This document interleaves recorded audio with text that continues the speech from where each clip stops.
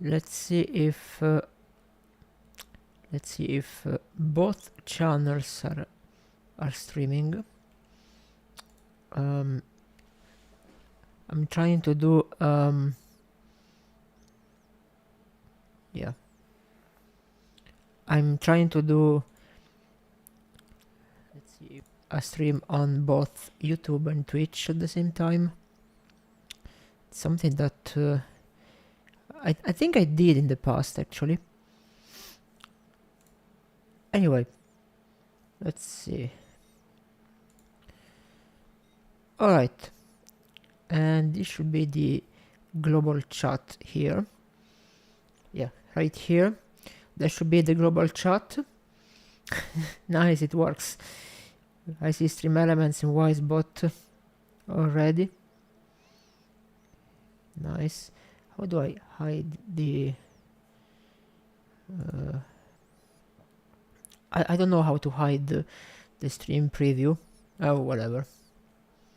It doesn't really matter. So I can reply from the chat here. Nice, nice. Okay, so we're gonna do a little bit of more Final Fantasy XIV tonight. Maybe we're gonna do some programming too. Connection refused. What? What's going on here? Launch without anything. Oh, okay. Okay, there we go. It works. It works. All right.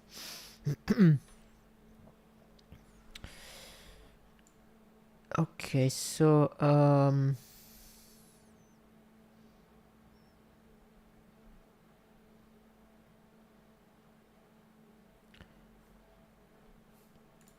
can I pop out the chat from here?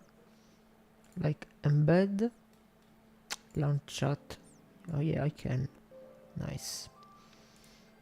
So I can have 3 windows, one with the details of the stream and a bigger chat. Okay, hopefully the volume is fine. If it's too loud or the microphone is too low, please tell me and I'm gonna fix it. Oh yeah, wait a second, I forgot to launch Discord here.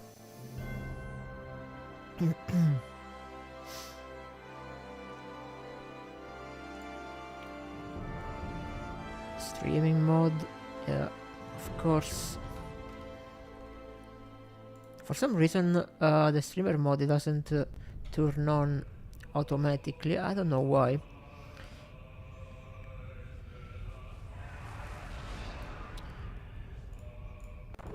There we go. Nice. Wait a second. Let me see here. Here. Alright, yeah, it shows that I'm streaming.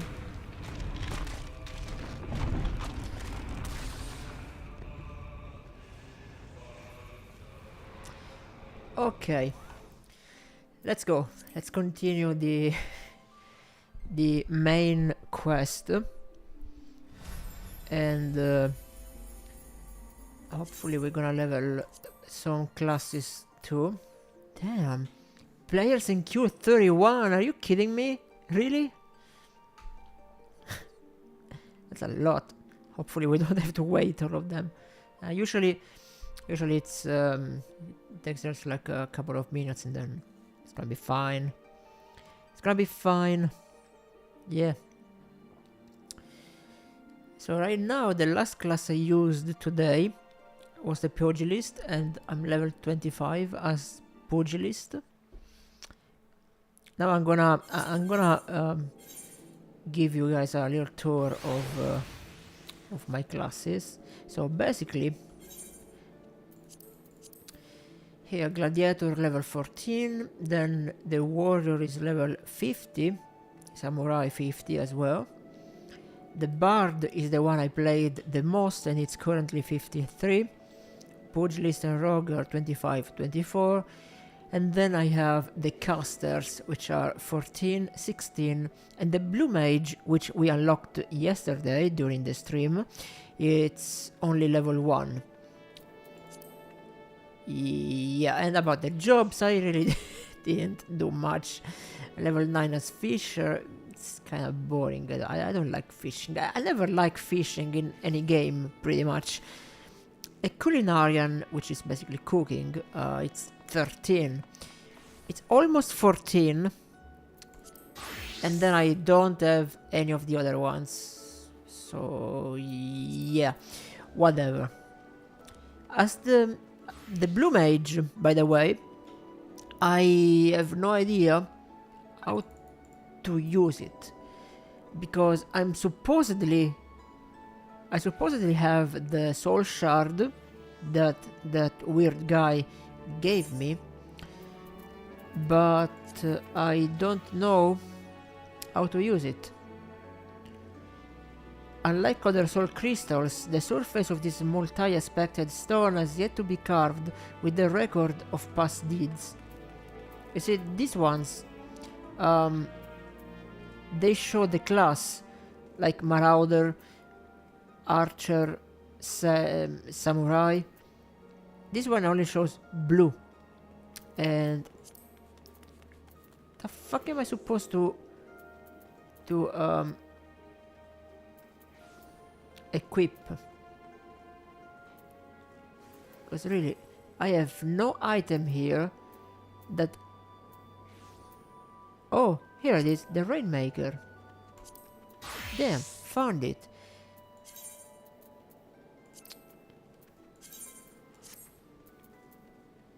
Blue mage. Okay, wait a second. Actually, we found it. So, blue mage, level 1. It's fine. We unlocked it yesterday. Let's see. Rather than gaining new actions by increasing in level, blue mages learn them from enemies. To acquire an ability, you must witness your foe perform a specific attack before defeating it. The actions you learn are recorded in the Blue Magic Spellbook, found under Character in the main menu. Spells must be registered as active actions and set to a hotbar before they can be used. You may register up to 24 spells at once. Checking the box next to a spell will add it to the list of active actions. From there, they can be set to a hotbar. The Blue Magic Spellbook details the attack type and aspect of each action. You can also view hints on where to acquire spells that you have yet to discover. In addition, if you use the Duty Finder to enter duties with level sync or item level sync enabled, the chance of acquiring spells from the corresponding enemies is significantly increased. Unlike most other weapons, Blue Mage arms generally have little effect on a character's attributes. However, the intelligence gained from armor and accessories provides a much larger increase in offensive magic damage compared to other jobs. So basically, it's completely different from any other class.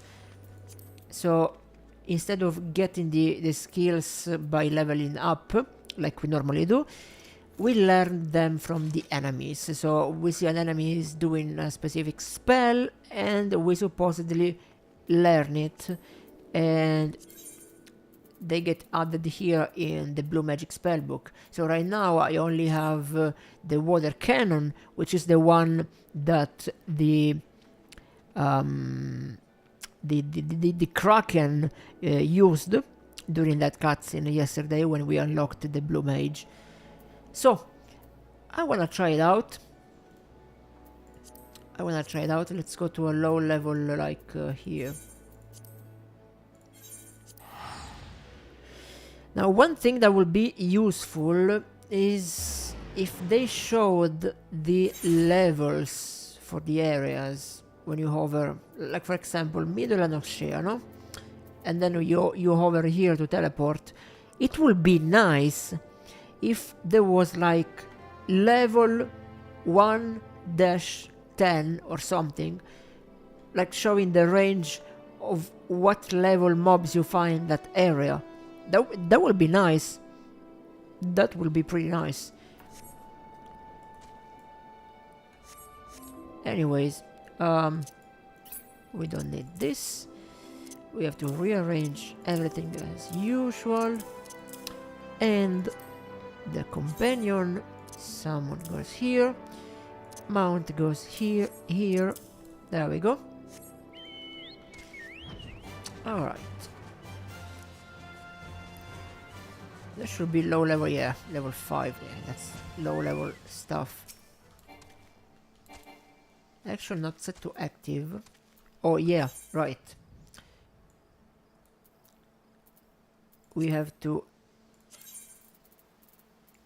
activate it from the spell book.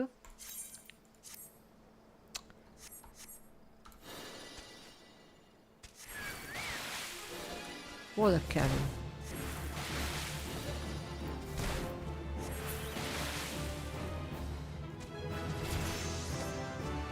I mean, it's basically instant leveling at this point.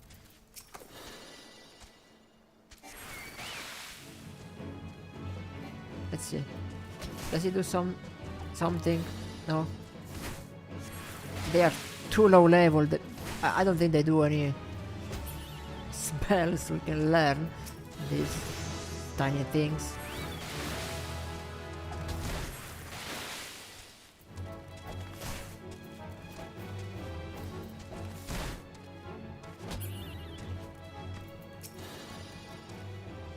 I like how the companion level scales with the class you use. Because, for example, when I use it on level 50 class, my companion is level 50. Right now it's level 4, like me. Oh. Did we learn a new spell? Fireball? No?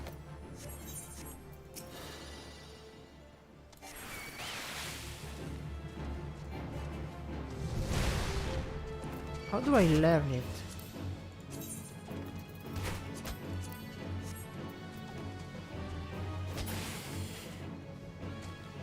These guys here start to do a little bit of spells, maybe. I don't know. However, yeah, excellent stream health, nice.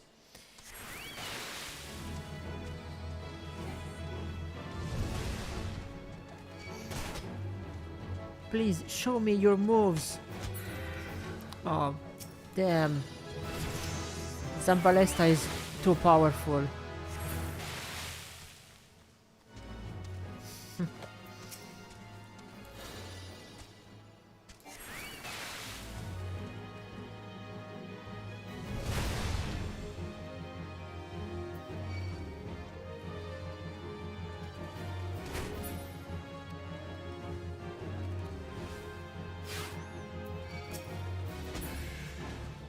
I'm not learning any spells from these guys.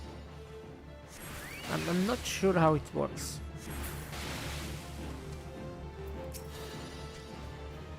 How about the big cloud?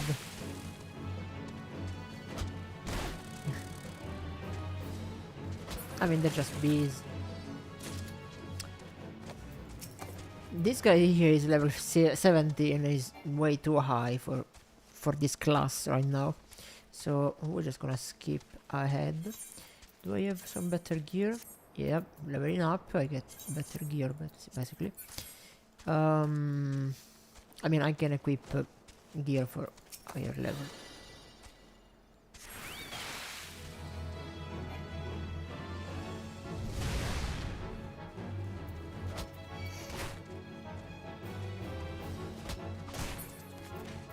I should have learned the fireball by now. Apparently not. Oh, okay, so the spellbook actually has specific spells that you can learn, and it even tells you where to learn them. So for example, Brayflock's long stop here, the Dragon's Neck, Pharaoh Sirius. So I have to go to a specific place. My next spell, the spell number 2, for example, you learn it in the Brayflock's long stop. Okay, Northern Tanalan. Alright, so if we go to Northern Tanalan, maybe we can learn the spell number 5. However, I have no idea which mob actually uses that spell, because here it only says where to learn Northern Tanalan, it doesn't explain which mob. So I guess we just have to go around and meet mobs. The only problem though is that Northern Tanalan is a high level place, and right now the blue mage is only level 5. There are stuff level 49. Yeah, we can't really... Yeah, I think we have to wait for this. So basically we are stuck with only this tiny little puny horrible water cannon until we are higher level. So where's the spell number 2? Spell number 2 was Brayflock's long stop. I have no idea where that place is. Can I search? Let's see. These are all of the ones that I unlocked, and I don't have Brayflock's long stop in here. Let's see what else we have. The Dragon's Neck, no, I don't have it. Pharaoh Sirius, I don't have it either. This is Middle Lanoshea. Okay, we have that. Yeah, we can go there. We can go to Middle Lanoshea. I don't think this is high level, so we should be fine.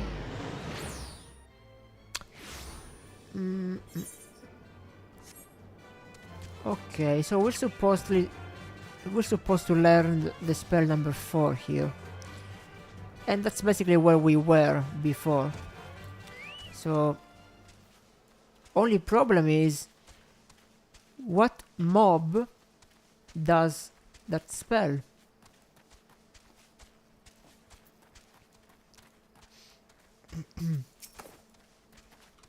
I guess we're just gonna...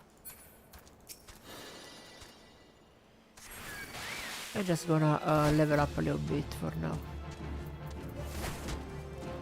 Wait, are there fates we can do? Level 4, yeah. There's a fate, level 4 fate here. And I'm level 6 already.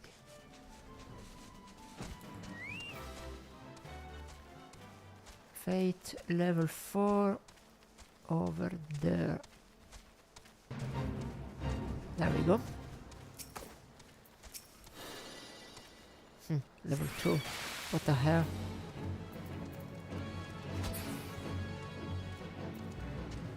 Is it the spell?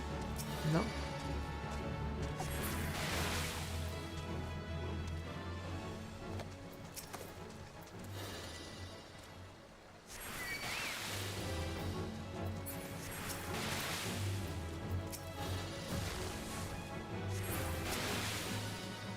I only have one spell. That's the dumbest class for now.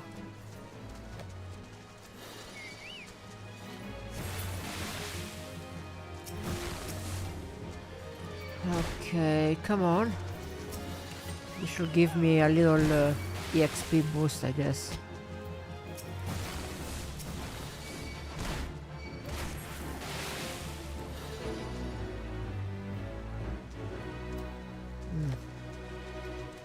Yeah, sure. Not that much. Level 6, I don't know if I can take that one yet. Damn, level 1? Get out of here! At least level 5 is a little bit more decent.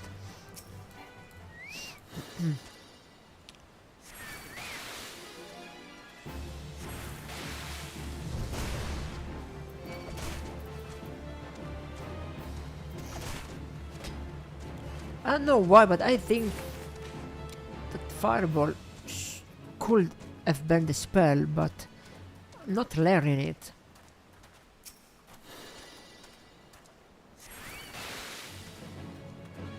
And we're almost level 7. Come on.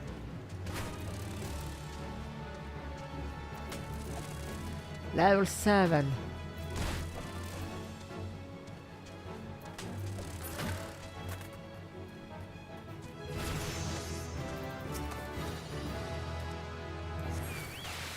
So quick to level up like this.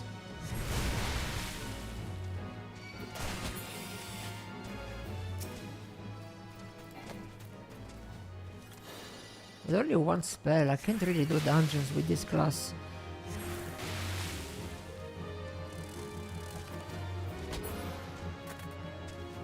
Actually, yeah. Class. Any disciple of war or magic, excluding limited jobs, and this is a limited one. So, the game itself refuses to send me in a dungeon with this class.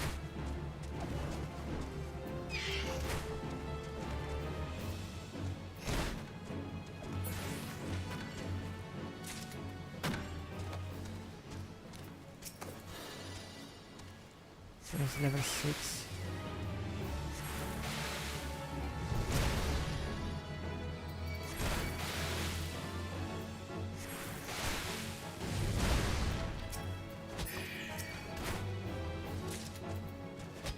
I'm killing stuff that is the same level as me.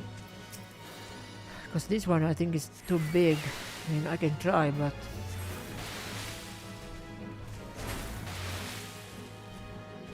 it's too big. I don't have enough health to survive.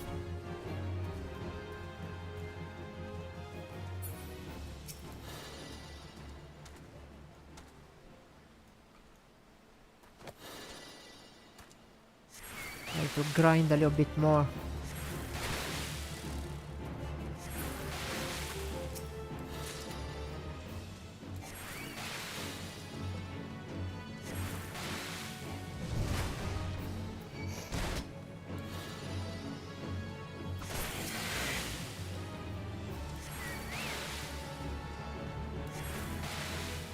All I want is at least one AoE spell, that would be nice.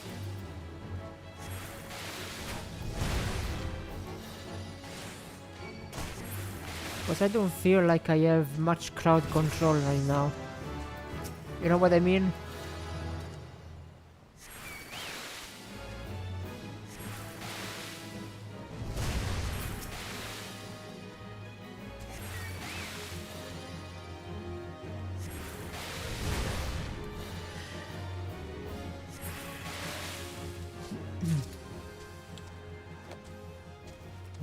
Come on, level 8.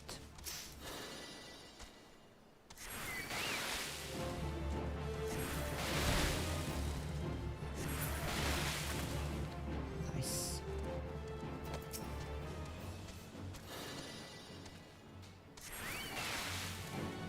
Okay, I just learned a spell.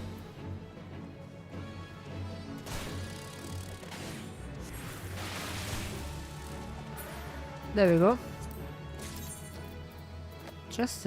I just learned this.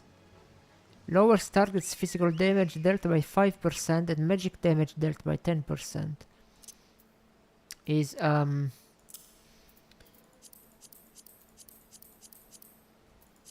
interesting. It's not in the spell book. I have no idea how I just learned it. It just randomly appeared. Poof. Anyway, it's not an offensive spell. It's more like a stats spell. I'm not sure how these what category these spells actually are supposed to be. Like there are offensive spells like this where you attack, defensive spells that boost your armor up or stuff like that, and then there are spells like this which basically diminish the stats of the enemy, which I'm not entirely sure what category they are. It seems like both channels are doing fine. Let's see. Yeah, guys, we are currently streaming on YouTube and Twitch at the same time. Let me see.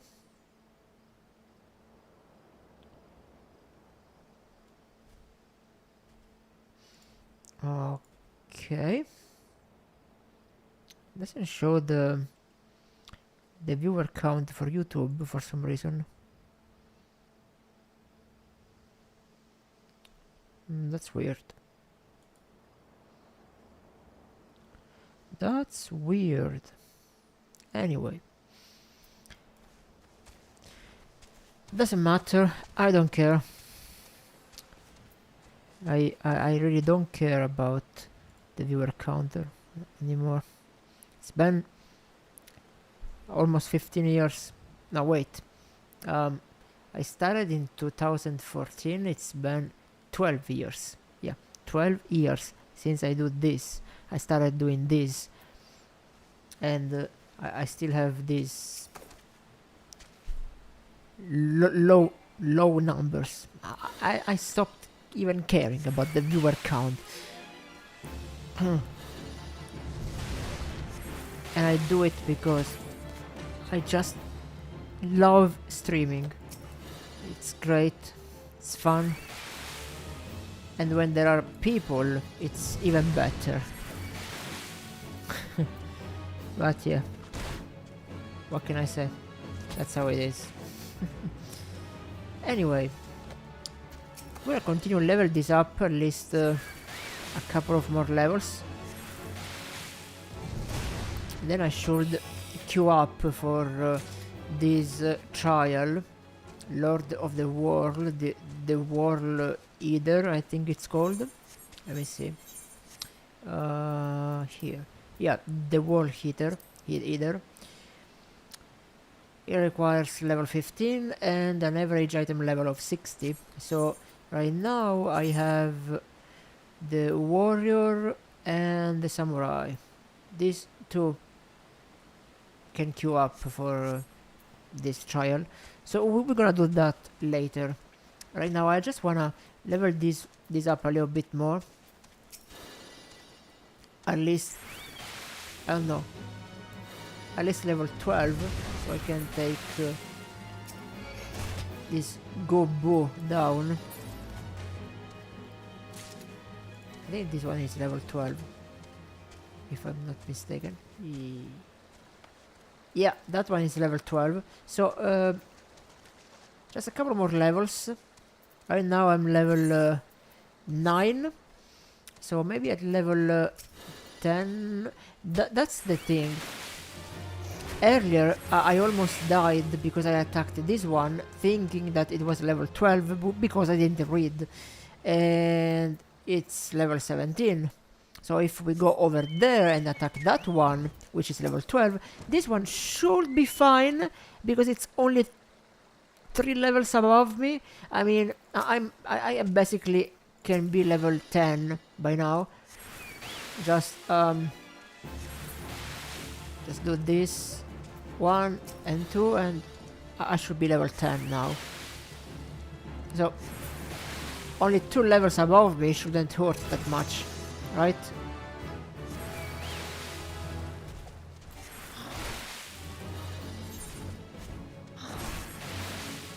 Level 9. Yeah, whatever. It's still doing fine.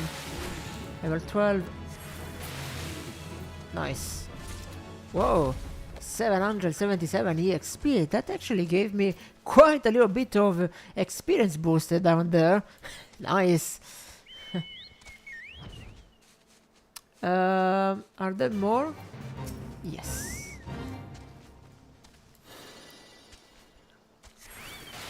There's this one.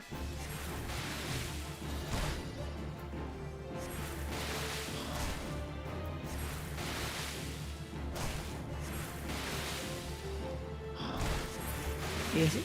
And there's the fate. A flock of sheep bitten by diseased bats has grown frenzied and is charging at full speed towards the Zephyr Gate. The infected creatures cannot be allowed to enter the city, so they must be driven off or put down. Nice.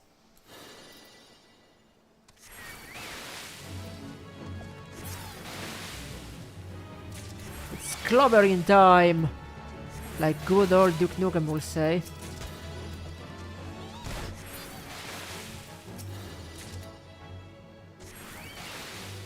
It's sheep wrecking time.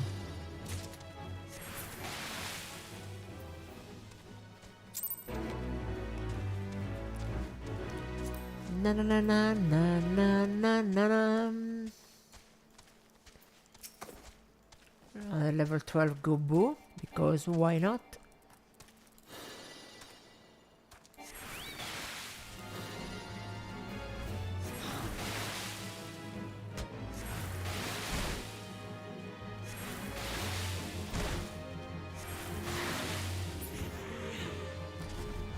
So I should basically increase the intellect for this class.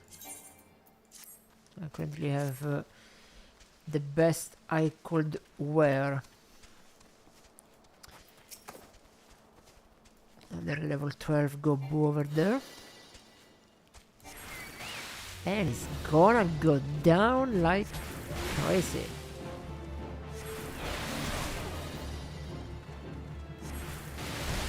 Debuff. Yeah, that's the word. I just remembered. These are debuff spells. So this is a debuff and this is an offensive spell. Right.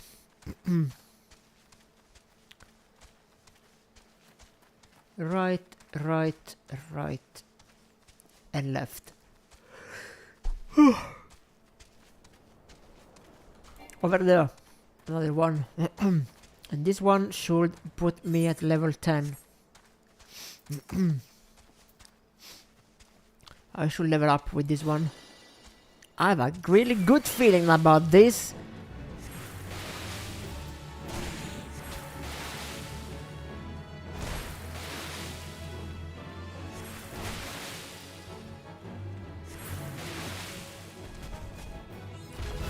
Dun, dun, dun, dun, dun, dun. Level up. Action learned sleep.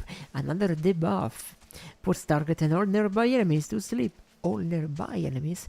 That's great. It's a crowd control spell. I love it.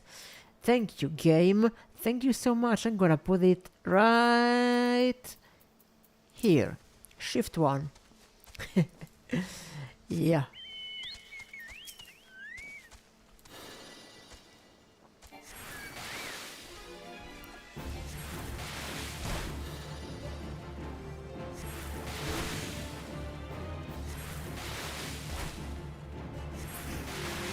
Level 17 one is 7 levels above me. I don't know if I can take it down yet. I mean, I do have a better gear now. So where is it? Here. Level 17. Let's see if we can do it now. Oh yeah, I'm definitely doing more damage now. Can put him down to sleep. I can do this. And I'm still dying. I'm dying, I'm dying. Oh my god. Holy crap. Oh, someone just randomly started to help. Come on. We got a random tank. Nice.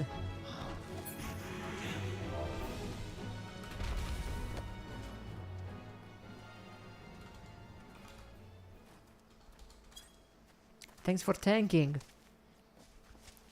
Nice.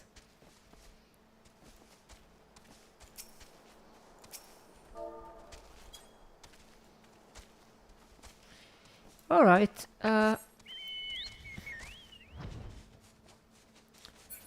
was good. Martini Bombini. Nice name. Alright, let's see. Level 8 and level 10. Sharing is caring. We have a fate right here. Oh yeah, the big crabs. I remember these. I remember these crabs.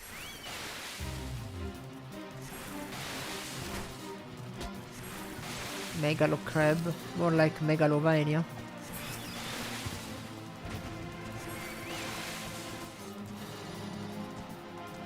And decapods.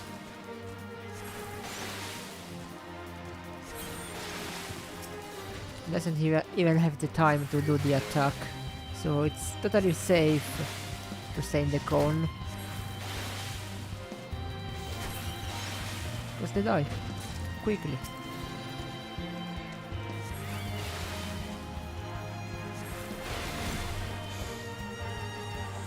This one is level 10. Just stay out of the cone. It's a boss elite stuff.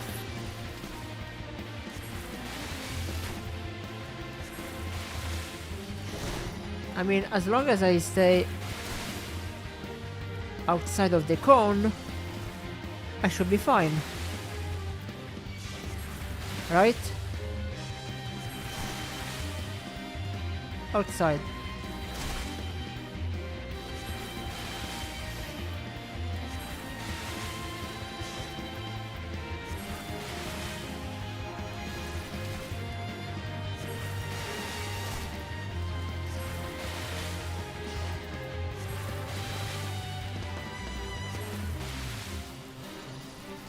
There's my chocobo right there. I'm tanking as a mage. That's what I usually do in the World of Warcraft, but doing it here, damn. Oh, never mind. My chocobo is tanking now. Never mind. It changed the target again.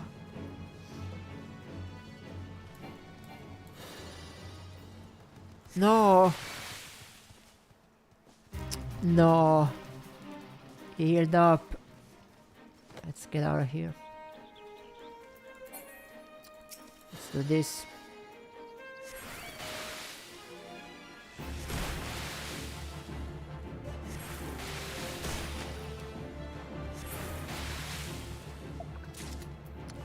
Commands for the companion. Follow, free stance. Yeah, defender stance.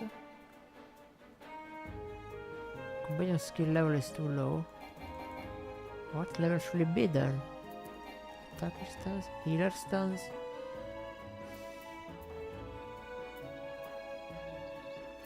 Really? Really? I can't even control my own companion? What the hell? It's level 10.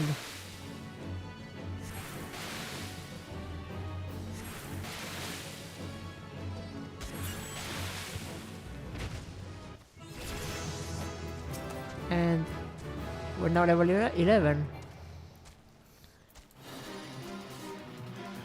And achievement unlocked, bosom buddies.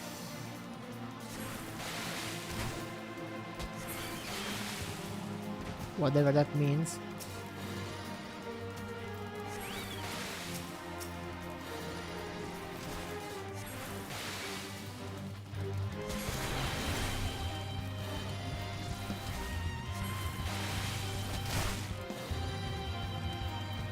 Even with the debuff, it still hurts hard.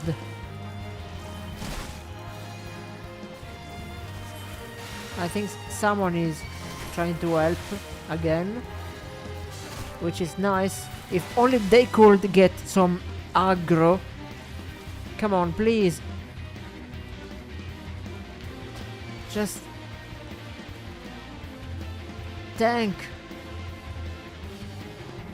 Oh, it's Martini Bombini again. Nice. It's that guy again.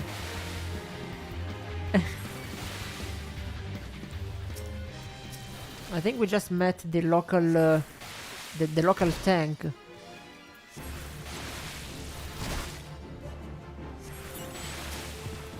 Oh, now we can focus on the boss while Martini Bombini is tanking.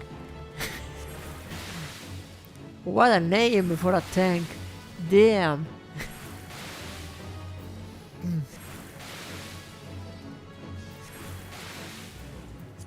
How do I disable the novice chat? Anyone knows?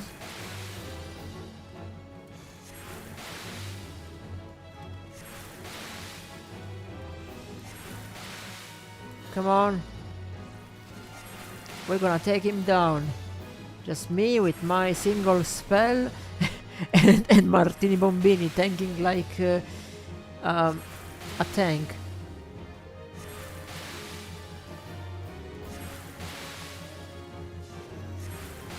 I'll take this boss down.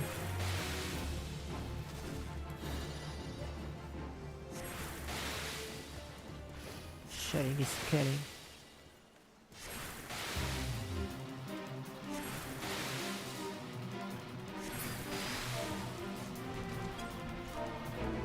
Thanks again.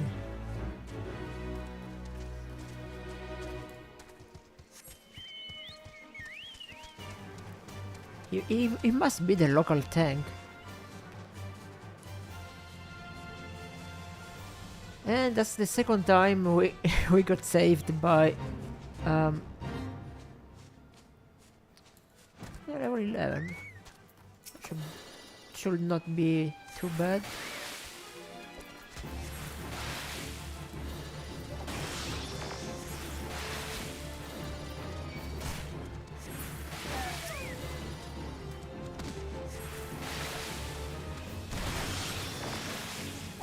I mean, the fate is for level 14, but the mobs are level 11. So, since I'm level 11, they are going down like flies. Just look at them.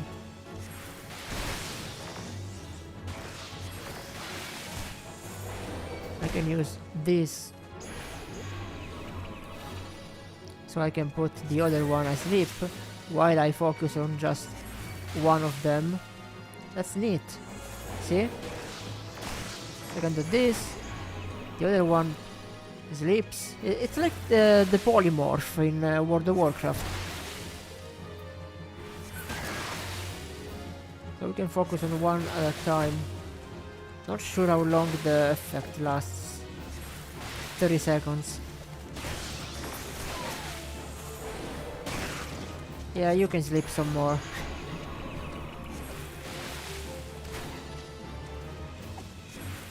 And never mind, my chocobo is an idiot and just woke me up. There. There. Come on. What the hell? Why? Why, Zampalesta? Why?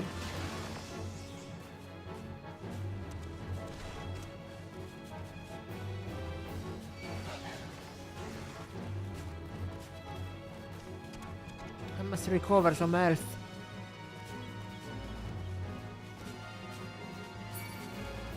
I'm literally in the Jackal's field right now. bad. Okay. Okay. I think this can be it for now, for this class. Oh, the gloves. Nice.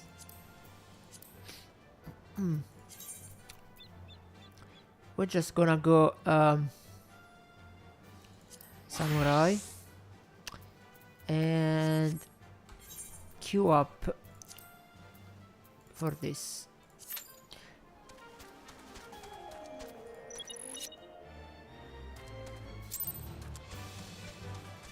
So we can continue the main scenario quest.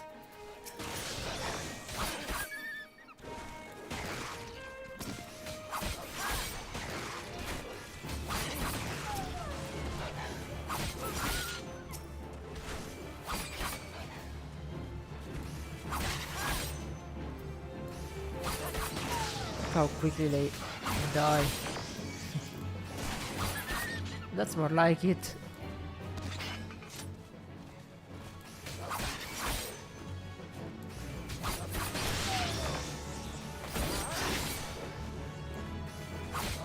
And look at me, I'm level 19. Because I'm level thinking. Oh, there we go. Let's go, go, go, go. Come on, come on. Yeah. Light party.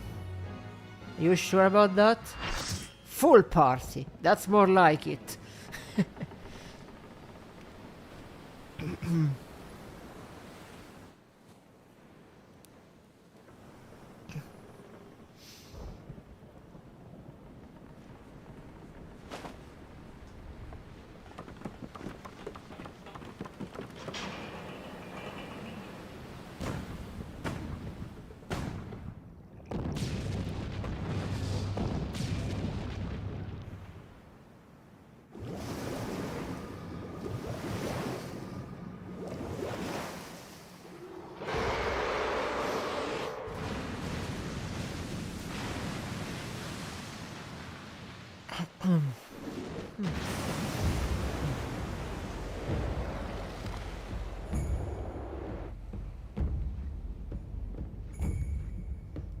They don't even talk. They just... Did they just abandon me on a little island?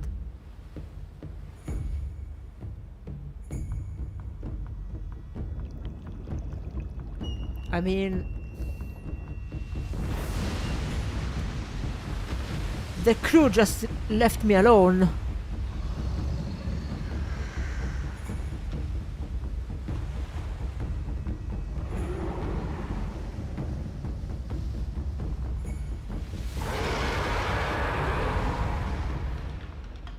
They're a nice fish.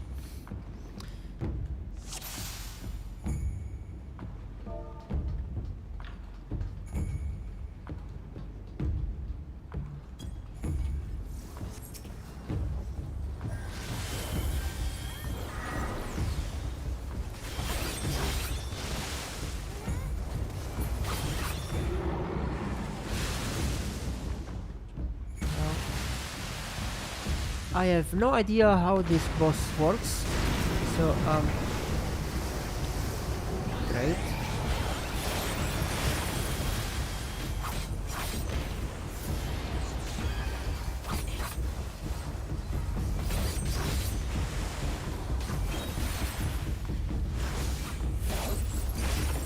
Leviathan.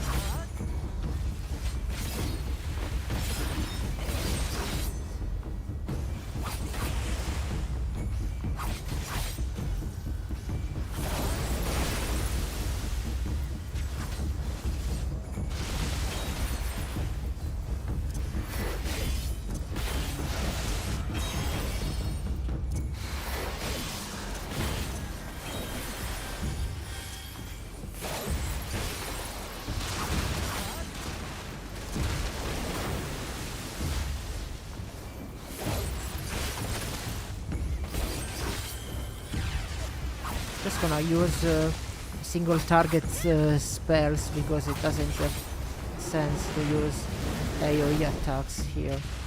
Just one boss without edge.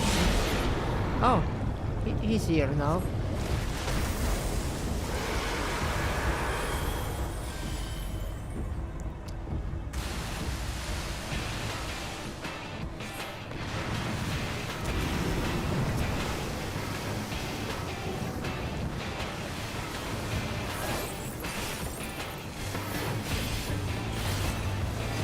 And the music just got better all of a sudden.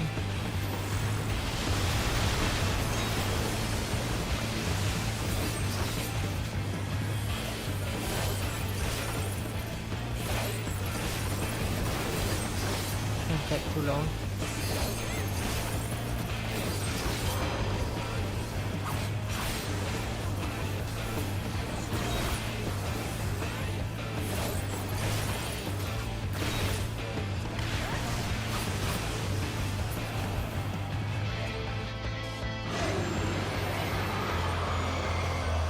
Yay! First try! I'm out of water. We did it! First try! Oh my god! GG! Of course there is no treasure because I'm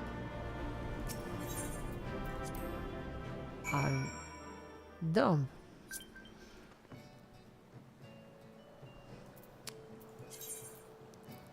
The reward, however, is that we completed the quest. I mean, the trial.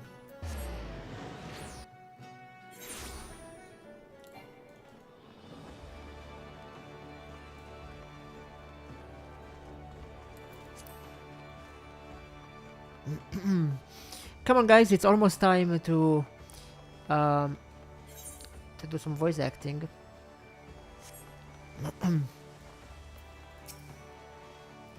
Knowing the origin of your business, I thought it best to refrain from making conversation during your past few visits. But today, I will permit myself a few words.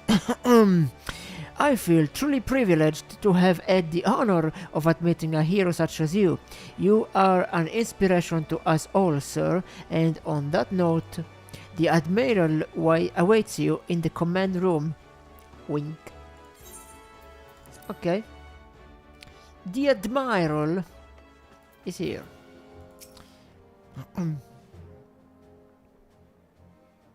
We Lominsons are sworn to strive, till sea swallows all. And swallow all it would have, had Leviathan prevailed. That we still strive now, we owe in no small part to you.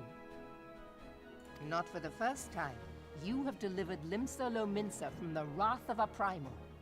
Never has our nation known a stouter ally. Limsa Lominsa. On behalf of my people, I give you my humblest thanks.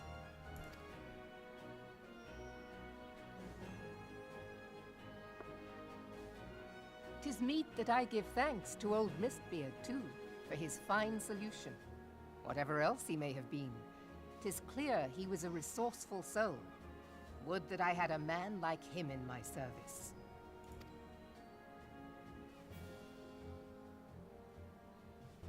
Before I set foot in these lands, I had no inkling that the people of Eorzea contended with such mighty foes. Suffice it to say, their existence came as something of a shock, as did the idea that they could be defeated. These ones are already voice acted for some reason. This experience has served to remind me of the vastness of the world, and the boundless potential of man. Though I am but a refugee in this realm, I would fain be of use to you in your fight. Really? Know that I am tutored in one of the foremost combat arts of the Far East. It may seem outlandish to the Eorzean eye, but should any of your people care to learn, I would be pleased to initiate them. And I will see to it that they are grateful. I have no doubt that your knowledge and skills will serve us well. Besides, your art is not so outlandish as you think. Would you not agree, Master Thancred? Naught escapes your searching eye, Admiral. Admiral. Few are privy to this information, but Limsa Lominsa is home to a certain secret fraternity. Its members are trained in a form of combat not unlike your own.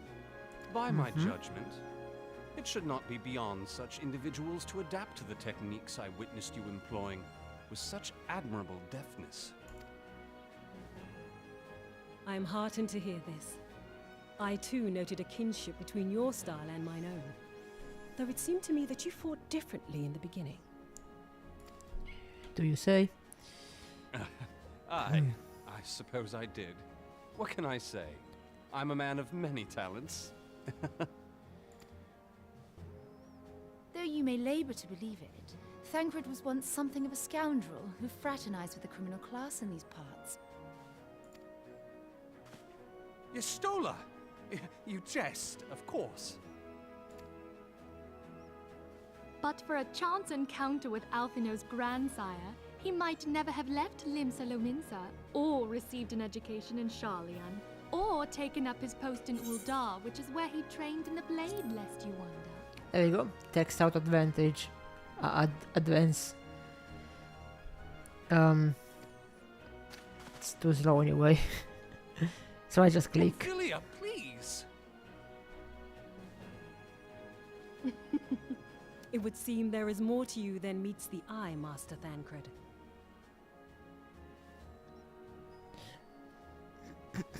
Lady Yugiri, I am told that you and yours came to Eorzea seeking permanent resettlement, and that many domins have since been engaged as frontier hands at Revenant's Toll. Moderna is many things, but a place of refuge it is not. Know that I would like nothing better than to furnish your people with a new home here on Lominsan soil. Alas, racked by instability as we are, our nation is in no fit state to take you in. Yet I'll not have it said that we turned a blind eye to your suffering. Until such time as we can do more, I pledge to send provisions. We are in your debt, Admiral. I realize that it scarce qualifies as repayment, but if it please you, I shall set about sharing my martial knowledge with your people at once.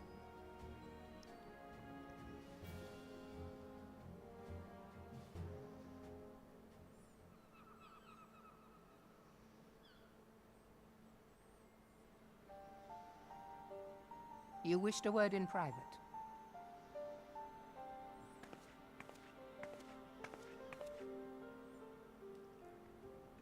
The better not to spoil the festive mood. History repeats itself, Admiral. As the kobolds stood before them, Sahagin resorted to summoning their god over a territorial feud. They acted in self-preservation. Is It may Yugiri be eavesdropping? Sahagin initiated this particular clash, but how it begins does not interest me so much as how it ends. I think she's eavesdropping I the conversation. have not forgotten our conversation, Y'ashtola. I am aware that man bears part of the blame for the Primal's existence. Nor am I ignorant of the Sahagin's reason for acting. They sought to secure a place to breed and multiply that their kind might survive. I can see you, Self-preservation, Yugiri. say. But we have as much right to live and thrive as they. If our own survival is threatened, are we to lay down our arms and welcome oblivion? Nay. Nay. Nay. And so you kill, that you might live. Yet if living is a right, then that right belongs to all peoples, be they men or beastmen.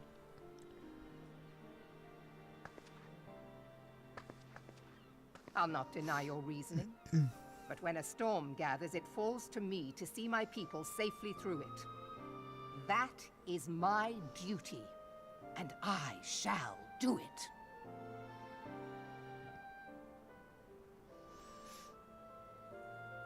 As must we all, Admiral. Stay the course then, but know that it will lead to no good end.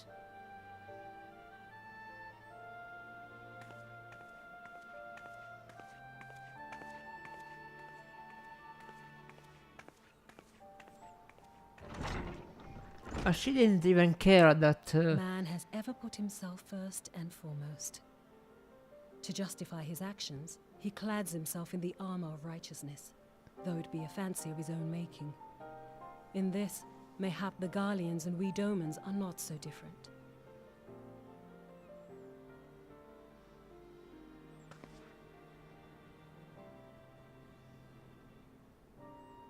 Eorzea has become as a raging sea. If we are to keep our heads above the waves, we cannot scruple to drown the man next to us. When hopes of coexistence founder, strength must determine who has the greater right to live.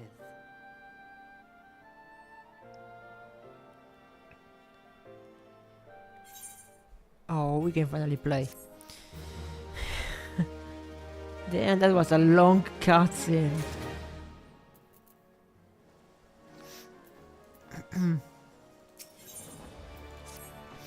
The Admiral has informed me of the arrangement. I have in my keeping a letter of introduction for Lady Yugiri, the eavesdropper. To the south stands a gate leading to a pier for smaller fishing vessels. Look for an inconspicuous Huron man there. And he presented the letter to him. He serves as a gatekeeper of sorts. Now, before you go, I am obliged to remind you that the members of the fraternity to which you would be introduced abide in the shadows of Lominsan society. They value their independence more highly than pirates, and are united by a bond stronger than Mitchell. To wit, they are invariably wary of new faces.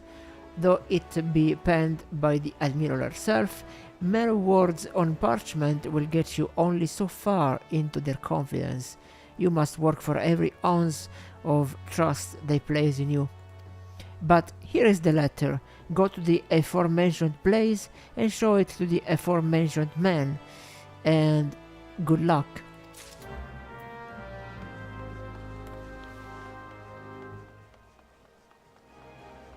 So to the south. To the south by the gate, so it's gonna be outdoors. I'm kinda following here the marker on the map. Actually, let me use this. It's here, and there is nothing close, so yeah, it's this way.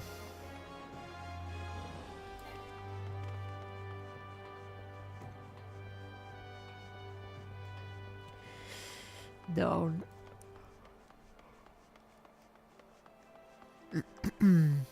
Down by the gate. Here. There's the gate. And there's the inconspicuous man. Got business with me, venturer? Yes, I have this letter for you, dude. So you're the man the Admiral sent word of. Oh, I skipped it. Disable, yes. Ah, and you must be the far Easterner. What Merwib says wants to train with us. Welcome to Limsa, milady. I am Yugiri of Doma. This is an honor to make your acquaintance. I must confess, when first I learned of your organization, I had certain preconceptions as to the nature of your membership. It would seem I was mistaken. You're not the first person to say that, Les. Limsa's a city of pirates, to be sure, and pirates don't give two farts about keeping a spotless reputation. They hardly need a secret society to do their dirty work. Might be as my people and I keep to the shadows, but we've got nothing to be ashamed of. It's simply better for business that we remain unseen. And so you have developed fighting techniques suited to this purpose. I see. Now that the practitioners of my art too are denizens of shadow, 'tis in stealth that our strength lies. there is much we might learn from one another, I think.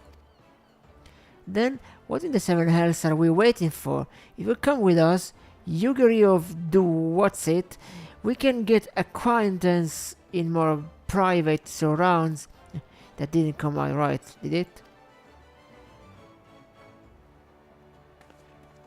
Master Elia, I shall remain with these people for a time, that I might study their ways. Though I'm loath to be separated from my countrymen, I take solace in the knowledge that they are in the best of hands. You have been a true friend to us, Domens. No words will suffice to express my gratitude. Ere long, I hope to begin imparting my martial knowledge to the people of Eorzea. When that time comes, it will be my honor to welcome you as a student. That's how he speaks. It's that he just does. Complete. Boop. Quest complete.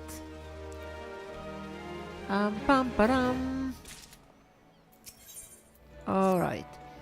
Much and more has occurred since first I beheld Eorzea from the galleon's deck. Suffice it to say, I did not envisage being invited to play a part in your noble struggle. But forgive me, I have kept you over long. Doubtless you have pressing business of your own. Rest assured that I no longer require an escort in this land. When next you meet Lady Minfilia, pray relay to her my humblest thanks. Well, that I could do so in person, but I must needs fulfill my promise to the Admiral. Till we meet again, Warrior of Light.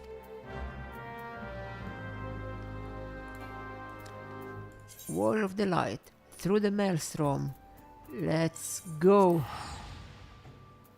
I think there is also an achievement for that.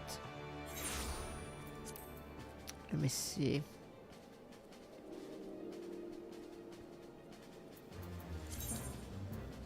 There should be oh,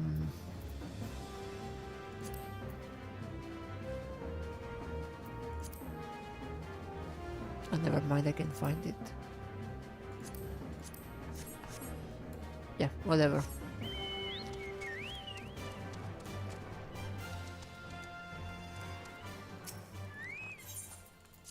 So basically Minfilia moved here.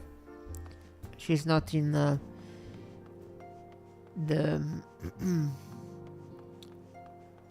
however that place was called, I forgot.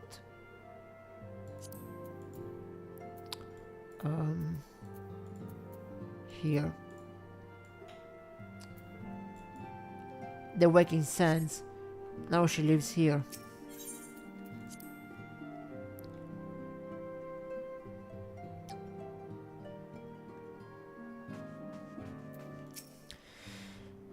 Is this voice acted too?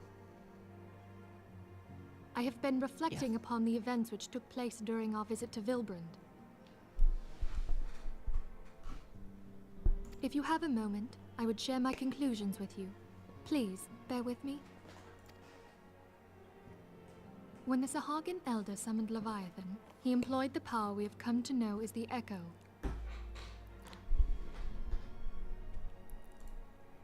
Though I cannot well explain the how of it, it would seem he became immortal in so doing. When the Admiral subsequently slew him, his spirit emerged from his lifeless flesh, a consciousness shorn of physical form. Thus transfigured, he took up residence in the body of his minion with the ease of a man donning a favorite glove. Long have I known that the Echo allows one to pass through the walls of a man's soul, but never did I imagine that it could free us from our own flesh, nor less that our souls could then occupy the next corporeal vessel to take our fancy. Of course. It was of this that Elidibeth spoke, an existence which knows neither cessation nor oblivion. And yet, though the Sahagin had mastered his gift and thereby become immortal, he was by no means invulnerable. As we both bore witness, he was ultimately absorbed into Leviathan. That's gonna overflow, is it? And the import of this observation If the Ascians' mode of existence is indeed the same, it can be inferred that they too are not invulnerable, that they can be destroyed. They can be destroyed, but will they? There exists a legend which tells of souls who are reborn upon the cusp of each umbral calamity, that they might stay the encroaching darkness. To most, it is but a fairy tale. Yet recent events have given me cause to wonder. Could the legend in fact refer to the Echo? Much and more yet remains unknown, but I am confident that all will become clear in time.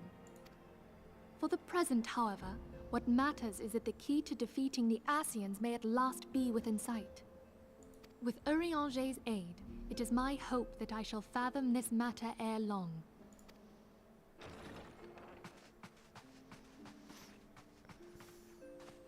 Oh, I was just about to send for you, my friend. Is Artemis? Grave tidings from the Sharlayan motherland, my lady. It doth concern our distant allies, the students of Baldessian. What of them? Who's that guy?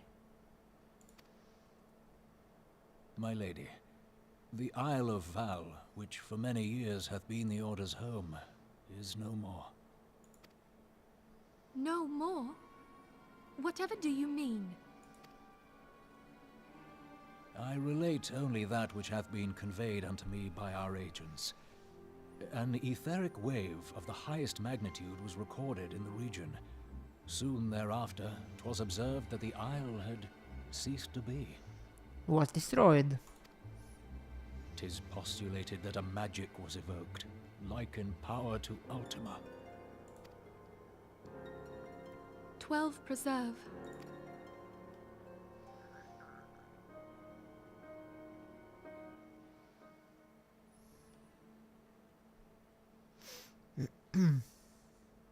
If there are no other matters, I move that today's meeting be adjourned.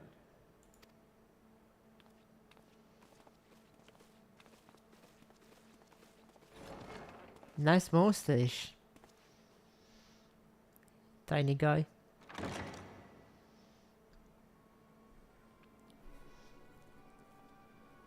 Did you fall asleep on the chair?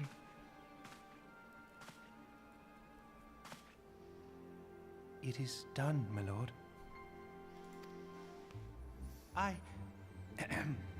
Forgive my impertinence, my lord, but these orders, I am uncertain as to what end they serve.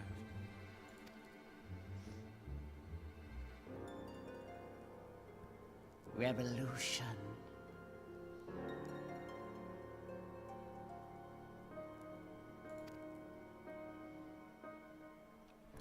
Revolution. Alright, knocked earrings, strength plus 20, vitality plus 20, critical hit, direct hit, critical hit, direct hit. What's the difference between these two? I don't understand. They're the same.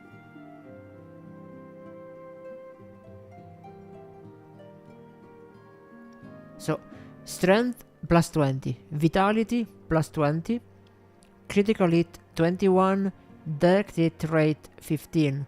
And this one is strength 20, vitality 20, critical hit 21, direct hit 15. What's the difference? What the fuck? Wait a second, guys. I have to ask.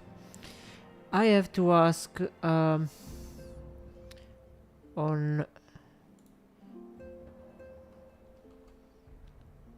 a Discord server here. Where is it? There.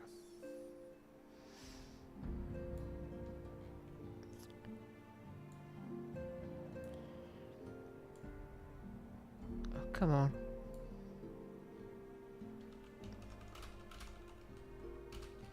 Can someone please tell me the difference between these two items?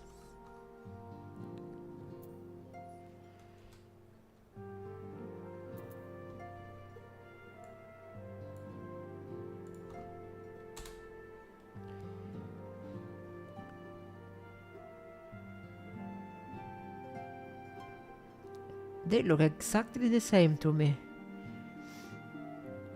Let's see if someone replies. I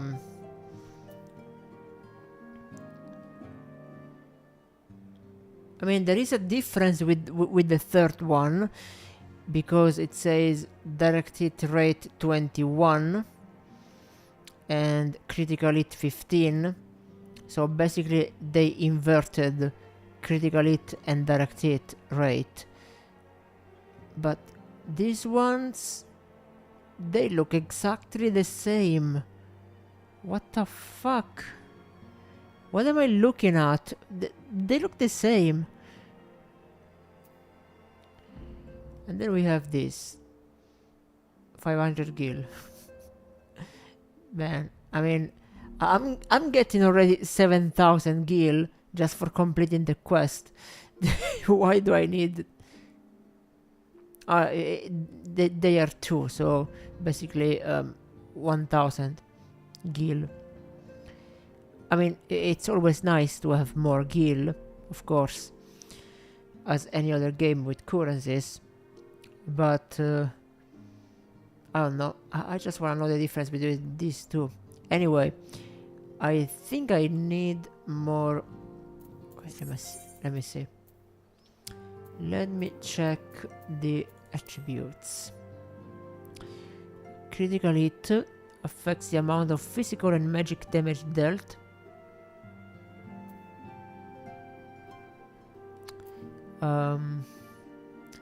As well as HP restored. And direct hit rate.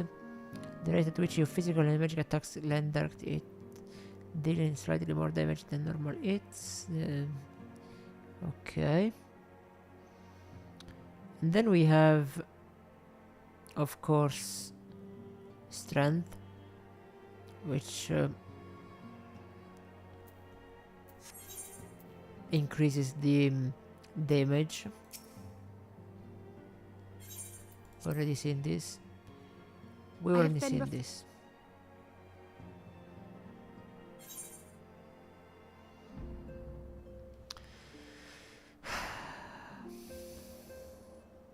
I don't know.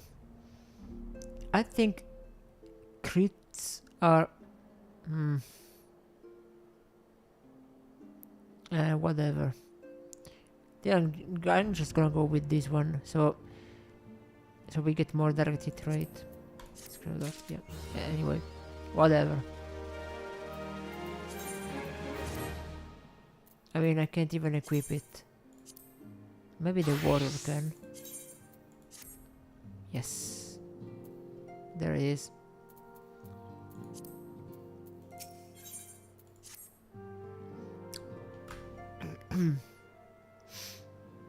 Our friends, the very isle itself, everyone and everything.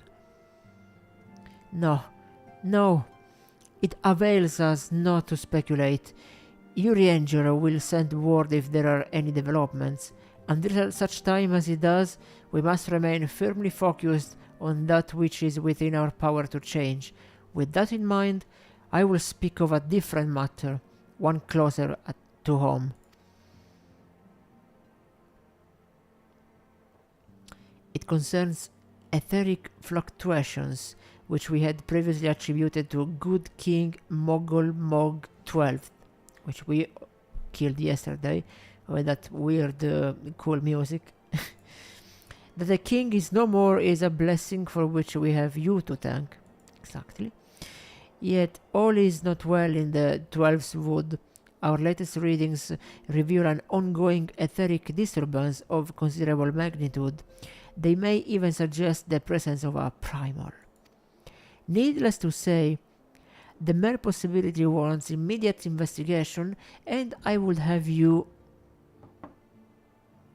Ashilia, I do not wish to interrupt, but we have a problem. What manner of problem? A band of refugees hailing from Ulda this time are come to Revenant's Toll seeking asylum. It would seem they expect us to afford them the same treatment we gave the Domans. At present, they are in the 7th heaven, awaiting a formal response. I see. Mayhap this was to be expected. I shall meet with them at once.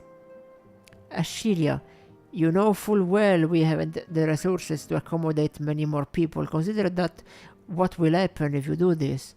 Word will spread and more will follow. Your opinion is duly noted, but I will hear their suit.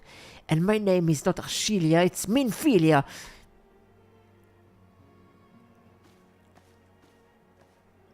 Elia, I should be grateful for your presence at this meeting. So what we have to do?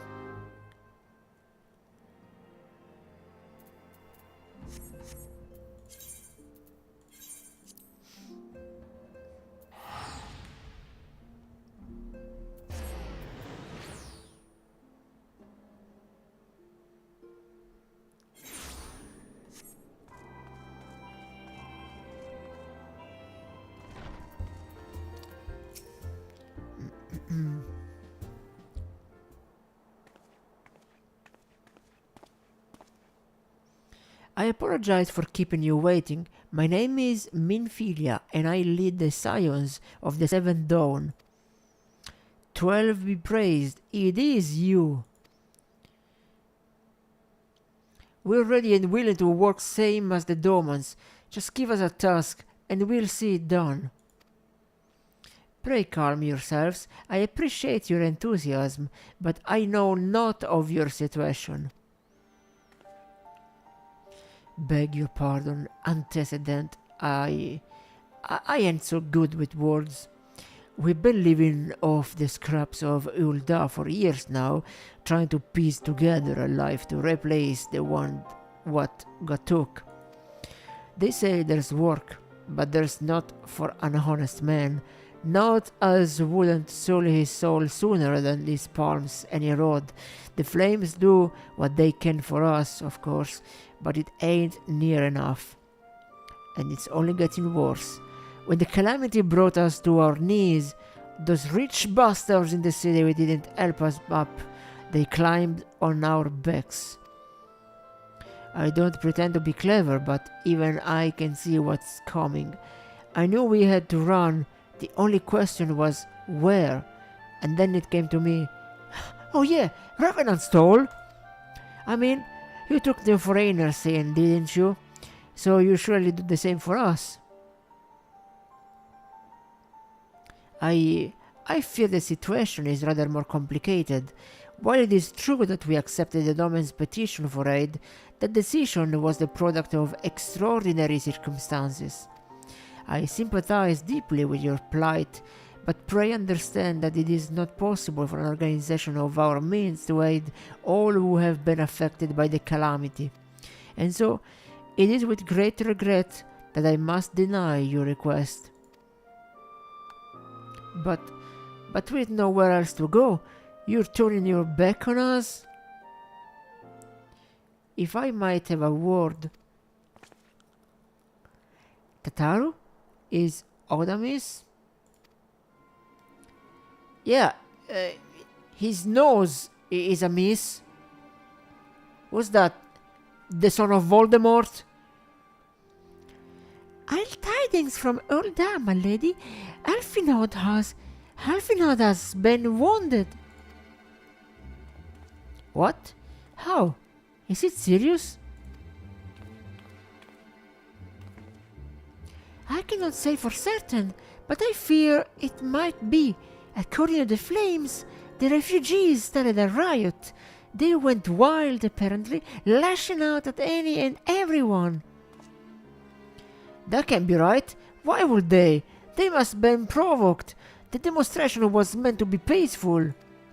Seven hells, now the Blades have an excuse. They'll round us up and kill anyone who tries to resist. And Dissident, please, if you won't help us build a new life, at least help us keep the ones we got. My lady?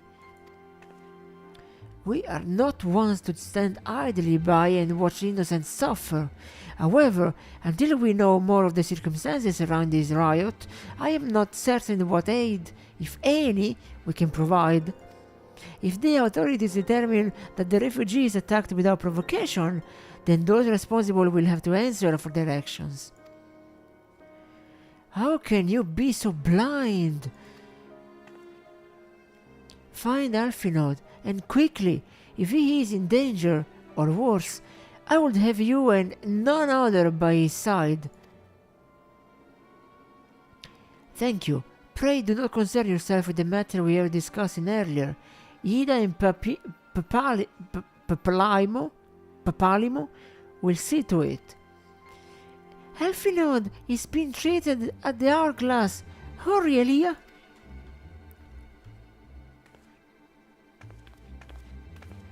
And what about them?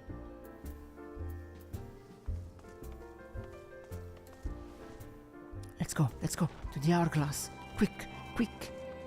Go. Yeah, whatever. Go, quicker.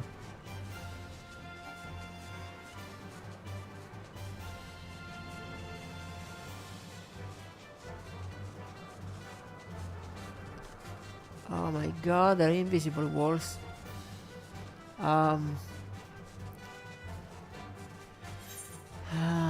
This way.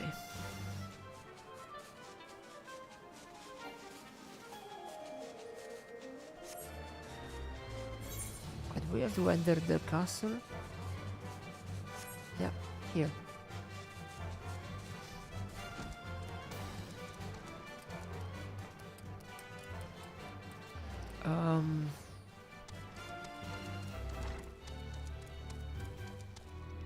Wait a second, where is it, the hourglass? Here? Downstairs? Yeah.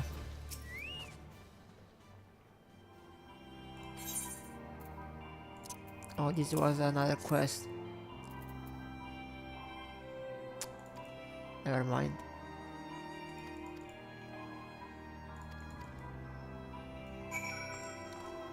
This was another quest. We have to do the Great Divide. Here, the hourglass is in Ulda.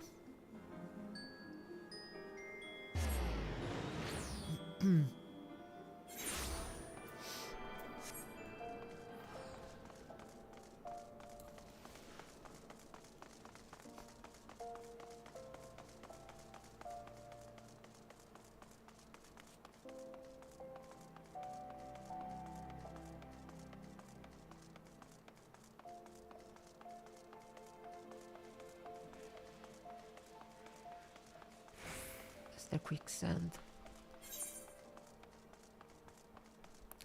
That's the wrong way. This is the quicksand, not the hourglass. We have to go to the hourglass the other way here.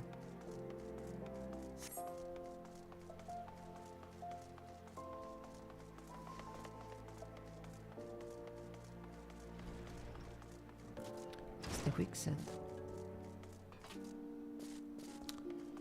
Okay.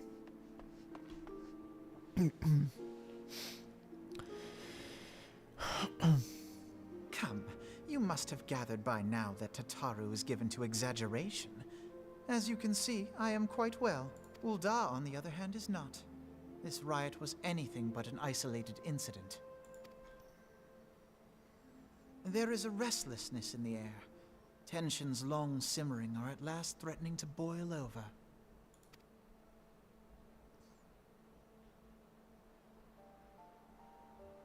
Ulda is a nation infamous for the great disparity between the wealthy and the poor. The majority of the populace accepts this state of affairs because they believe that every man bears responsibility for his own lot in life. To an Uldan, money is the foremost, and some would say the only measure of a man's worth. Small wonder that the wealthiest wield the greatest influence. So where do the refugees fit into this social hierarchy? What place is there for those who fled Alamigo and the destruction of the Calamity? Plainly, there is none. They have no wealth, no power, and no worth. To the Ul'Dan way of thinking, they may as well not exist.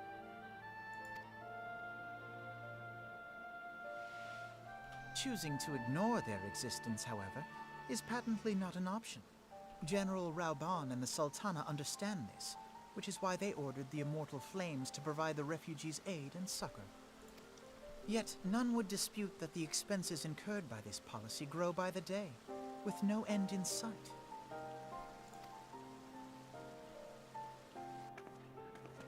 This has prompted more and more Uldans to question their obligation to aid these worthless wanderers.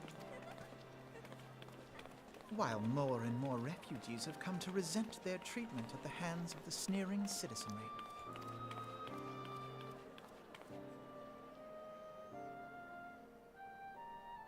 The manner of Lord Lolorito's refusal to grant the Dolmens asylum bespoke a disdain for all refugees, an attitude shared by the rest of the monetarists. And you may be sure they make no effort to conceal their opinions. It was only a matter of time before the refugees united in protest, nor is it any surprise that some among them would ultimately resort to violence. Really? That the Immortal Flames should choose this of all occasions to engage in joint training exercises with the other Grand Companies. By the time they return, the situation may well have deteriorated beyond mending.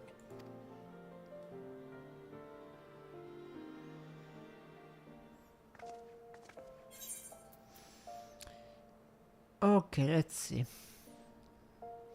Vitality plus 18, Mind 20, Determination 21, Spell Speed 15, Directed Rate 4. And this one has Vitality 18, Intelligence 20, Determination 21, and Directed Rate 15. So I will go with this one, so I can increase intelligence a little bit for the casters. For the casters classes, although I have to reach level 50 with them first before being able to equip them. Yeah, I'm gonna keep it for later. You know what they say, save it for later. As I told you before, it was all but inevitable that an incident of this kind would eventually occur given the rising tensions within the Sultanate. Nevertheless, I have reason to believe that this particular riot may not have begun spontaneously. Have I piqued your curiosity? Good. Then you will accompany me to the Hall of Flames. I would hear the General Rauban has to say upon the matter.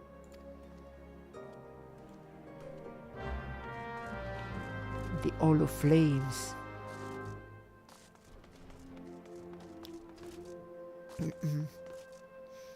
Yeah. Anyways,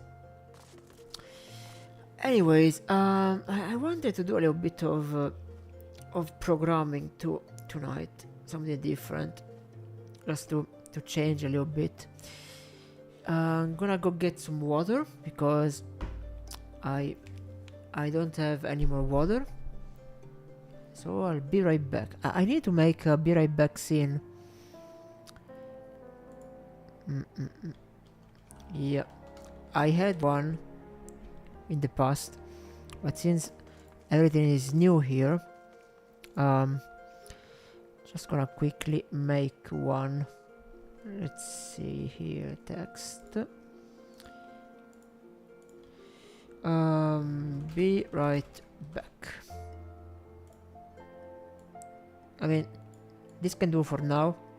Just gonna make something better. Center to screen.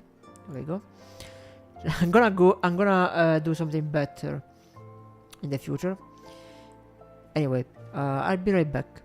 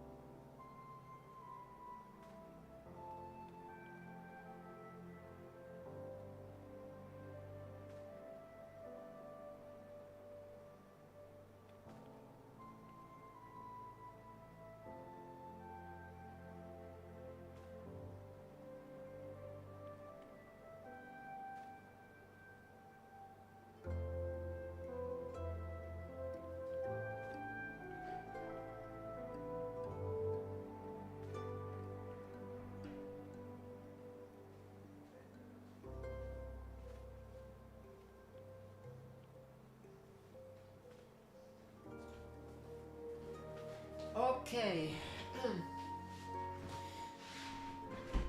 Okay, I'm back. I have returned. Here we go. Got some water.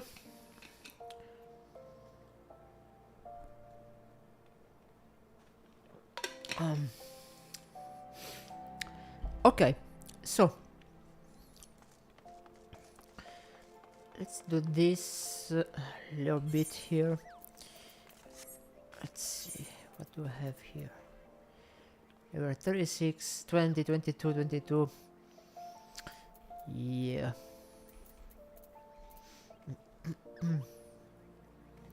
Anyway.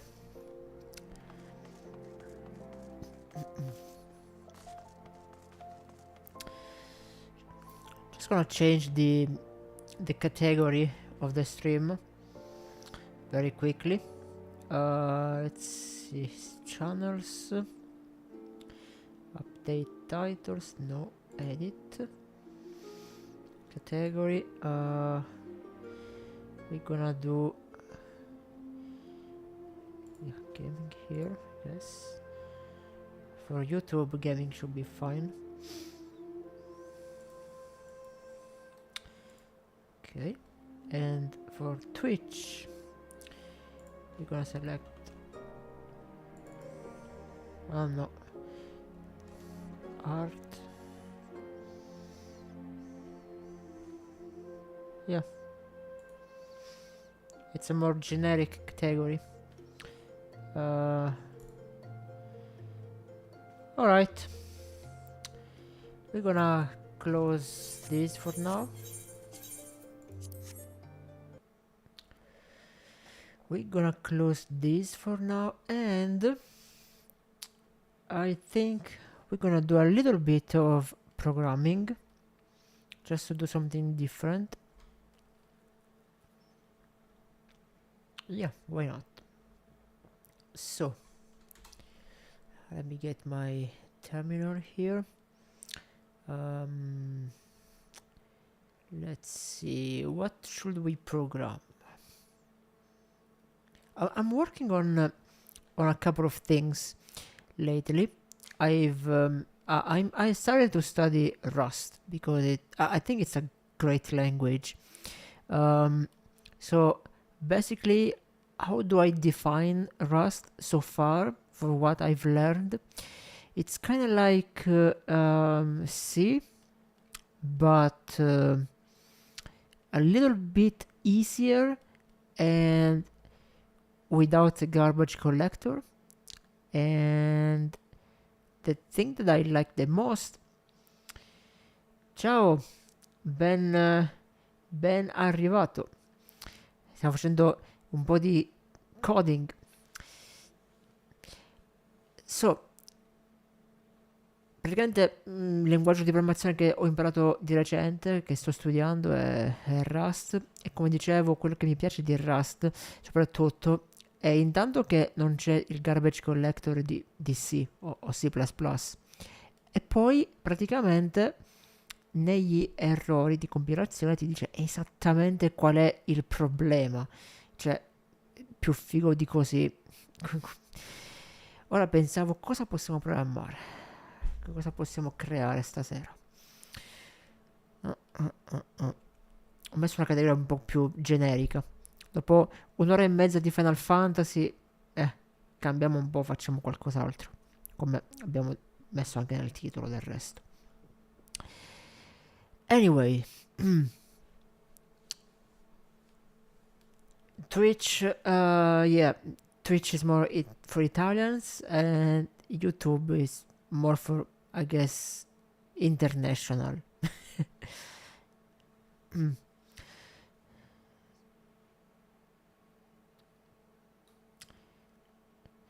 Spero di non disturbare, ma cosa ti guardavi da piccolo? Io mi vedevo tantissimo La Compagnia dei Celestini e Doraemon da piccolo.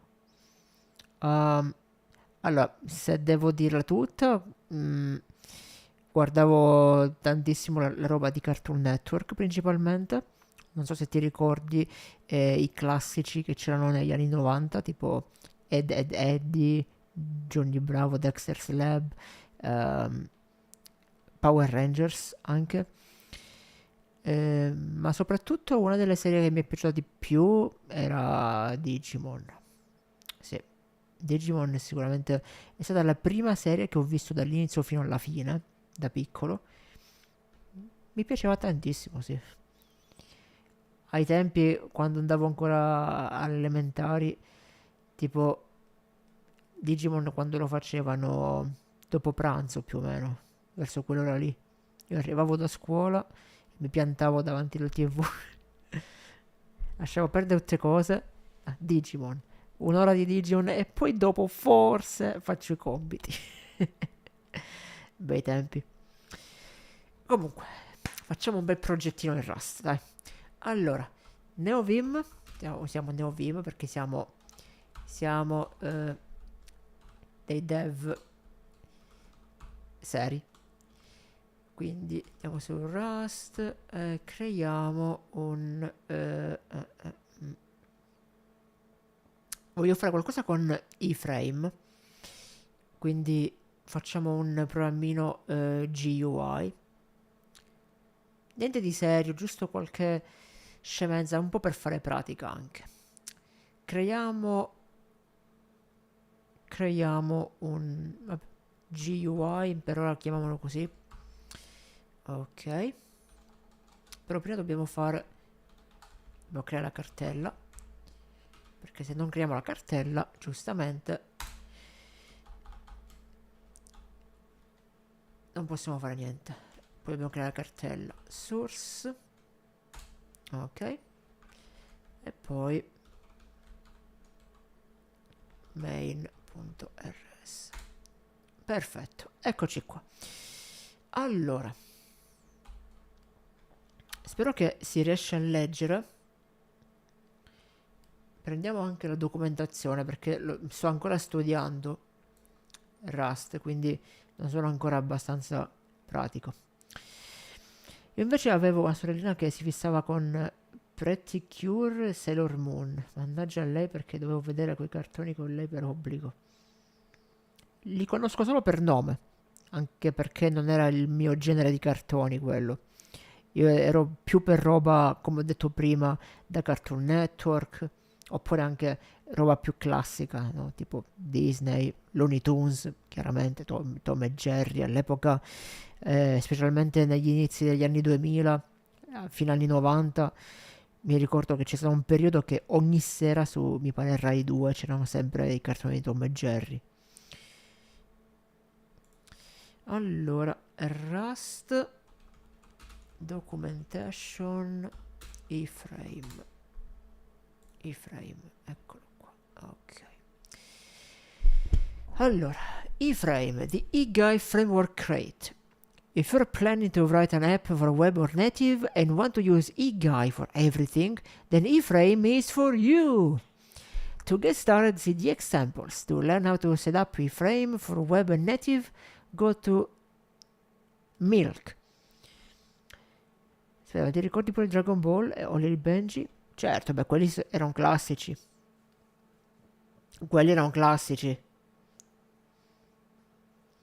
Cioè, come fai a non ricordarti cioè, Dragon Ball? Cioè, Dragon Ball veramente esiste tuttora, non è che è una roba vecchia. Cioè, è vecchio, ok? Perché se non erro il primissimo mi sembra che è degli anni 80 addirittura. Però dico, ancora tuttora ci sono serie nuove, sempre di Dragon Ball. Oli e Benji non lo so se è finito, ora che ci penso. E poi c'era anche quell'altro, quello, com'è che si chiamava? Quello della pallavolo, l'altro. C'è Oli Benji e poi ce n'era un altro, quello con i capelli rossi. Vabbè, quello è un meme classico, cioè è il campo infinito di Oli e Benji. Tipo da un lato all'altro del campo è come se facessi, che so, da Milano a New York. senza passare dal mare però. Quindi tipo fai un giro senza arrivare mai dall'altro lato del mondo. Compiling for web, ok, questo non ci interessa. Esatto, Milashiro, quello. Sì, quello lì. Non mi ricordavo il nome, però mi ricordavo i capelli rossi. Redhead. Allora, simplified usage. Intanto dovremmo includerlo nel crate, no? Nel config. Comunque, partiamo da questo e poi lo andiamo a modificare.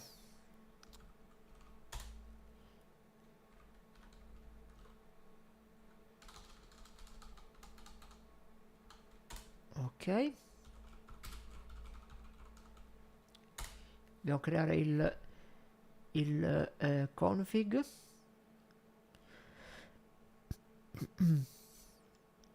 Attimo che non mi ricordo però.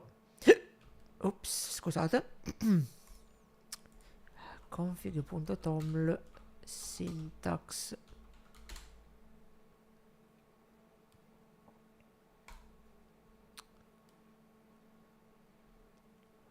No, non base config. Mi ricordo ancora pure l'anime di Sherlock Holmes di Miyazaki. Sicuro se dopo lo vuoi vedere c'è su Rai Play. Mai sentito. Non me lo ricordo questo.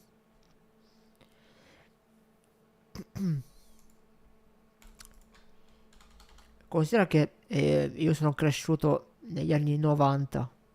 Anni 90 e vabbè, anni 2000.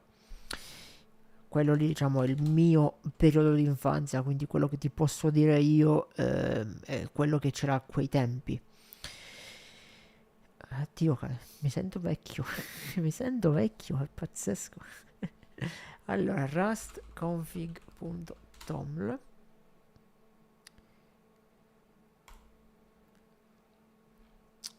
E qua mi sto complicando la vita inutilmente quando mi basterebbe semplicemente fare così. Sudo rm rf GUI cargo new GUI cd GUI, eccolo qua, cargo.toml si chiamava. Come dependenze dobbiamo aggiungere frame, che versione però 0.34.2. Ah vabbè, Lupin, quello classico. Ok, source main rs, cancelliamo tutto sto schifo e mettiamo invece questo. Ok, quindi vediamo un attimo così che cosa compila.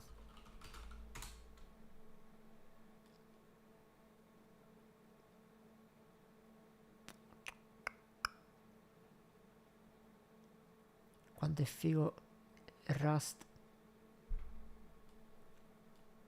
Compila tutto da solo in automatico, non serve che scarichi librerie extra, non serve scaricare niente di extra.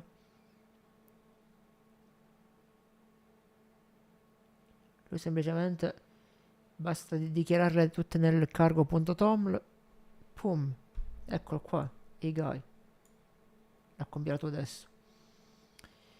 Allora, e abbiamo qui la nostra prima app, i guy app Hello World, perfetto, esattamente quello che volevo vedere.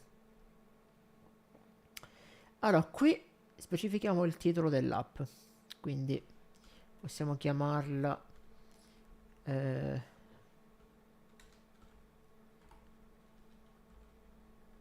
non so. Allora, abbiamo detto che vogliamo creare una cosa per provare intanto le varie cose qua di iframe, giusto? Quindi per fare un po' di pratica. Allora, che cosa creiamo? Creiamo un mini browser, proprio una cosa basilare senza troppe cose complicate. Quindi chiamiamolo tipo browser test, perché so già che finirà male, molto male. Allora, questo lo chiamiamo browserino. Andiamo qua di nomi stupidi ora, ovviamente, come sempre. Ecco qua. E questo di qui è praticamente l'intestazione del programma. Quindi lo chiamiamo il browser che forse funziona. Forse, perché non lo so ancora se funzionerà. Ok, ricompiliamolo e già abbiamo errori. Allora, abbiamo errori perché MyIGUI l'ho rinominato ma non l'ho modificato qui. Browserino e qui.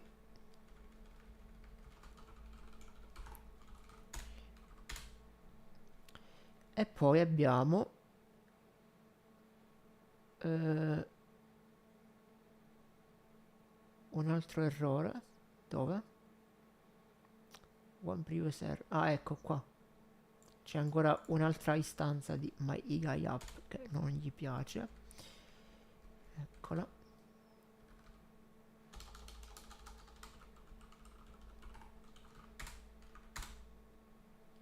A posto. Perfetto. Visto com'è bello il Rust? Ti dice esattamente qual è l'errore, proprio con le frecce ti indica. Io, guarda qua, l'errore è questo.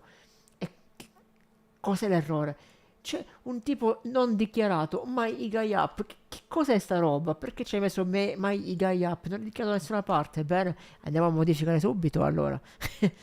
Cioè, quale altro linguaggio di programmazione fa vedere gli errori in maniera così? Cioè, nessuno. Troppo bello. Certo, per chi non ha mai programmato, soprattutto per chi non ha mai studiato C, ad esempio, potrebbe essere abbastanza complicato come linguaggio di programmazione, però in realtà è molto semplice. Let dichiara una variabile, in questo caso native options è una variabile, e contiene esattamente questa funzione qui. Questa funzione qui che sarebbe praticamente non viene utilizzata ancora, però viene dichiarata qui.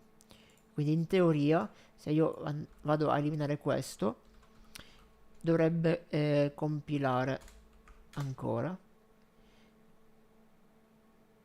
Ok, non compila perché è utilizzata accanto al titolo. Native options, questo qua. Quindi se io vado a eliminare questo, ops, no, abbiamo cancellato troppo, devo ancora prenderci la mano questo nuovo Vim. Native options, poing, ok.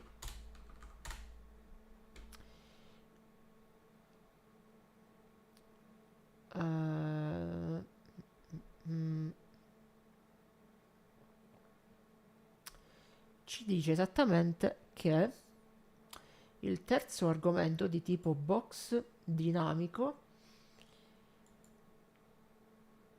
manca, is missing. Quindi iframe run native, quindi questo di qui era quello che avevamo prima. Io posso andarlo comunque a recuperare direttamente da qui, dalla documentazione. Let native options uguale iframe native options default. Ok, e qui abbiamo poi il native options. A posto. Fixed. Ok. One thing that I have to check now are the flags. Let's see. Okay, there is, for example, a Wayland support that we can use. Access kit, Android game activity, Android native activity. Oh. So we can program in Rust for Android. That's kinda neat. Create items. Let's see the modules. Frame. Info is web. Is web. True if you are in a web environment. No, one thing that I want to do now, basically, is, can I search? How do I make a button? Something very simple. Button. Iframe, window attributes, enabled buttons, window buttons. The documentation is very neat. Okay, so what we need here is basically pub enabled buttons, window buttons.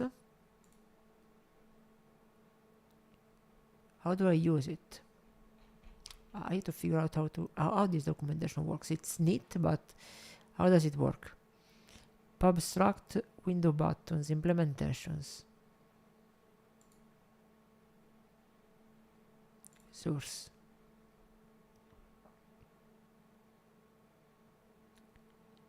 Okay, the window buttons are basically these ones, so I don't need those ones. I wanted to do a normal button, not this one.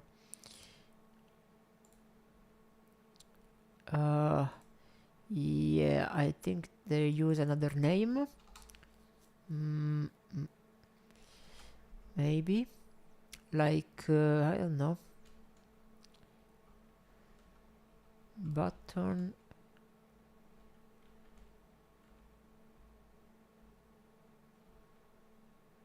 window attributes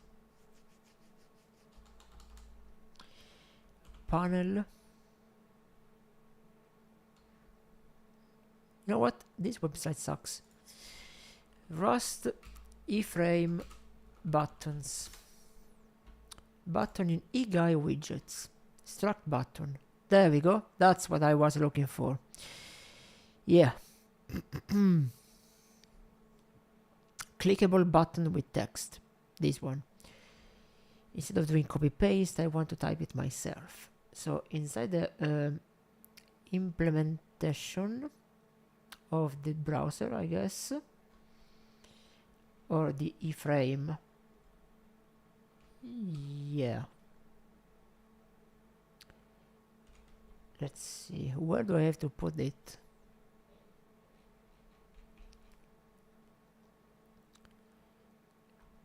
Source. You should put this widget in our UI with UI.add widget. Okay, so maybe here UI add button. I don't know if this is intentional. No, not found in this scope.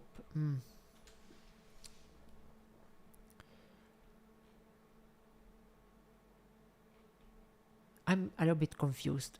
Wait a second. So I just want to know a simple thing, right? Let's select it through implementation here. This, I think this is the one. UI.add button new test selected, frame when inactive is not selected, frame is true,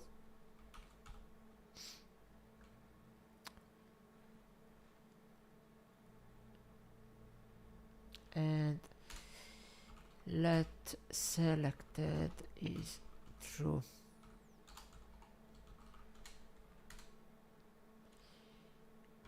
And declare type button. Where do I declare the button? Here. Pub structure. Pub struct button A.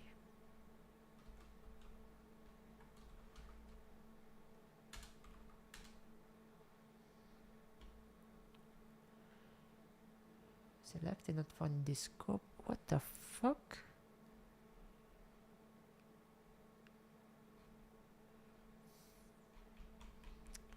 I'm super confused. eGui widgets. Okay. Let's start from here. Widgets are pieces of GUI, such as label, button, slider, etc. Example widgets use UI.add label, next, new text, and so on. So, re-exports. Pub use self-text, text edit, text buffer, modules, traits, functions,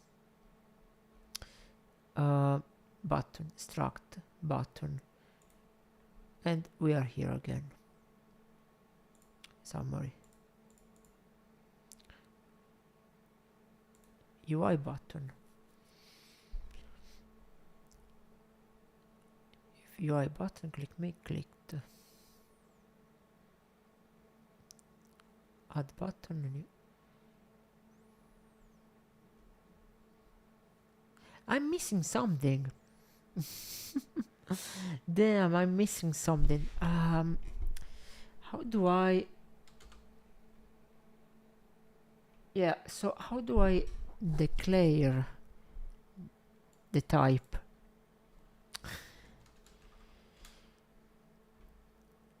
There's something wrong here. I'm still learning. I literally started studying Rust like 2 days ago. The very basics. And I mean, it's not hard. But there's still something that I still want to learn. Pub struct.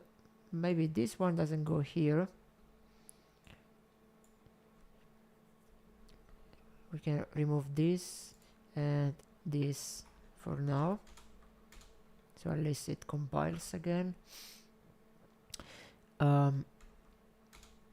Actually, let's call this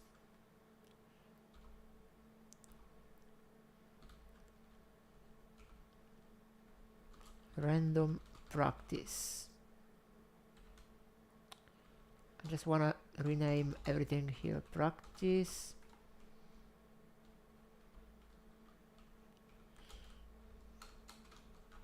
Practice. Practice. Practice. All right. And if there are more references to the old name, there are none. This is a heading, but we also have UI dot text, maybe. Method not found in mutable UI because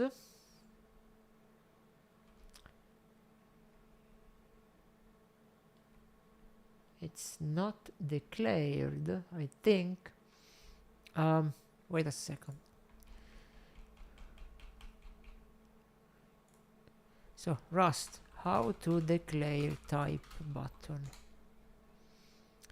Let's start from the very basics. It's gonna be a basic learning experience that I just wanna share with you. We're gonna do okay, I guess there are some practices here, so that we can do. Let's start from the basics, right? So right now, if we just declare a simple function, so fn main, which is the main function, and I already knew that, in curly brackets,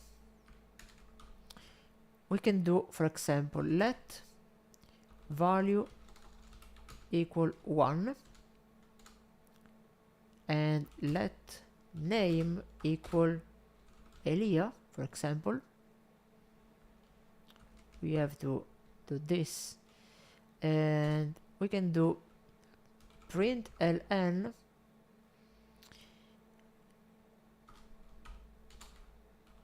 and between brackets we do hello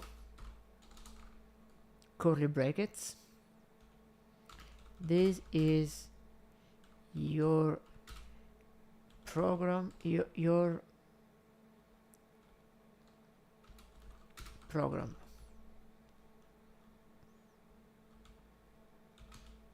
And then we do name value, and I think cannot find the value. Oh, wait a second. Let name. Yeah, because I didn't specify the variable type. So if we do this, it thinks it's a number, so it's an integer, and it's fine. But in order to do a string, I think we have to do something different. Where is it? Types? No. Custom types, primitives. Should be in the very basics. Let logical, let default integer. Let mutable. Nope. These are numbers. These are integers. Where are? I mean, it should be right at the beginning, right? Variables declare first. I just need to find a simple variable with strings. Primitives, compound types. Oh, what the fuck?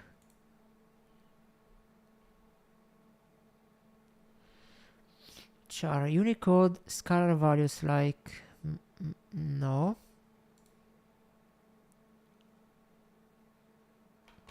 Okay, you know what? Rust, let variable strings here. Okay, there it is. So basically we just have to put it in quotes. It works. Hello Elia, this is your first program. So we can just do this. Hello Elia, this is your first program. Nice. Okay. So it was in the standard library types under the strings section. Okay. Comments. So in order to do comments, we have to use double slash, just like in C#, and slash asterisk for a block. So basically we can just do this.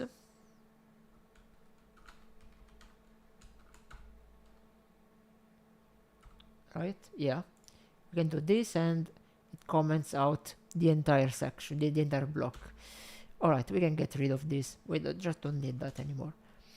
We're gonna do something different now. Let's see. So we learned that if we do let value and a number, it automatically makes an integer variable. But if we do, for example, a float variable like 10.5, we automatically get a float variable. Or let name in quotes, we get a string. This is a string, and we can just type in whatever we want. So we can do then print ln. So in quotes, of course. So basically, then double squirrely quotes, no, curly brackets, yeah, curly brackets. Then we do comma and name. So basically, this is a string. Yeah, it works. These are the very basics. So you must get the very basics into your mind. And then we can move forward doing more complicated stuff, right? So, I already know this. But what if I want to, for example, add this to this? We can just do another print ln. And we can do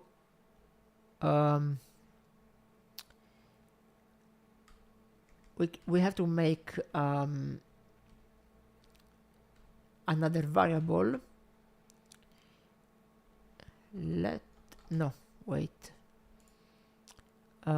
Primitives compound. These are arrays. Add, addition, operator overloading. This is beautiful. Okay, so we do it in here inside the print. So for example, 10 plus 10.5 equals curly brackets. And we do A plus B, and we call this A and this one B. I think this is how it works. So we should get 20.5. No, doesn't work because no implementation for integer plus float. So if the variables are of different types, this one was an integer and this one is a float, we just cannot do operations between them, I guess. Yeah, that actually makes sense.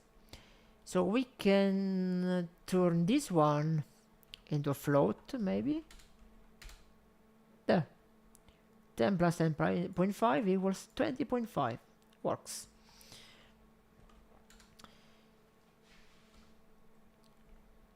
Now let's make a GUI.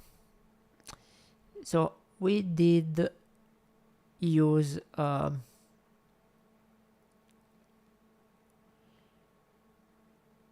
we were using iframe.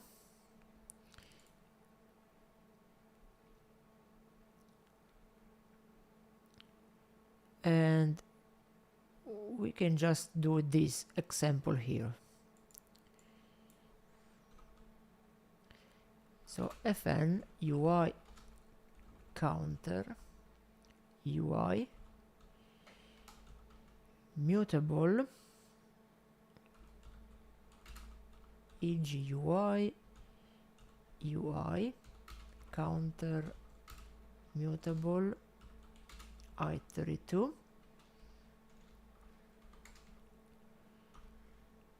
I prefer to type the examples rather than doing copy paste, so I get a little bit of more muscle memory, and I kind of understand more about the code rather than doing just copy paste compile. Yeah, it works, cool, and I don't learn anything. Instead, if I do this practice, this is more actual practice, copying manually. Yeah, I'm still copying, but manually. And I understand it a little bit more. So UI, horizontal. So basically I'm putting the buttons horizontally. It's like a horizontal layout for the buttons. So we do this UI, curly brackets,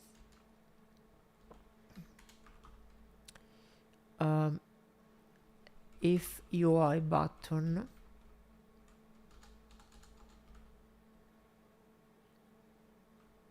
test dot clicked, and then here we should have like what the button does if you click the button, basically.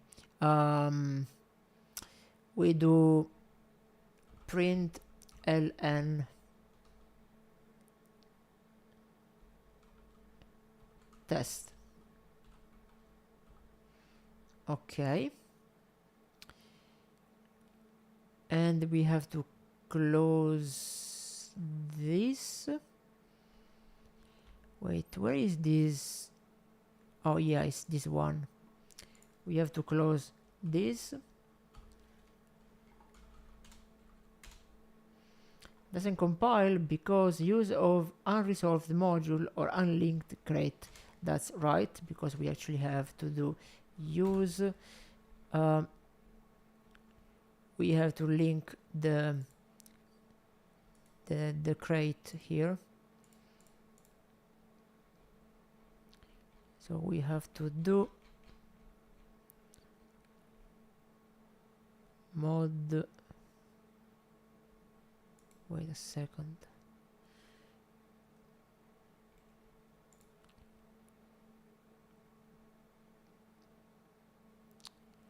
I just wanna see again how to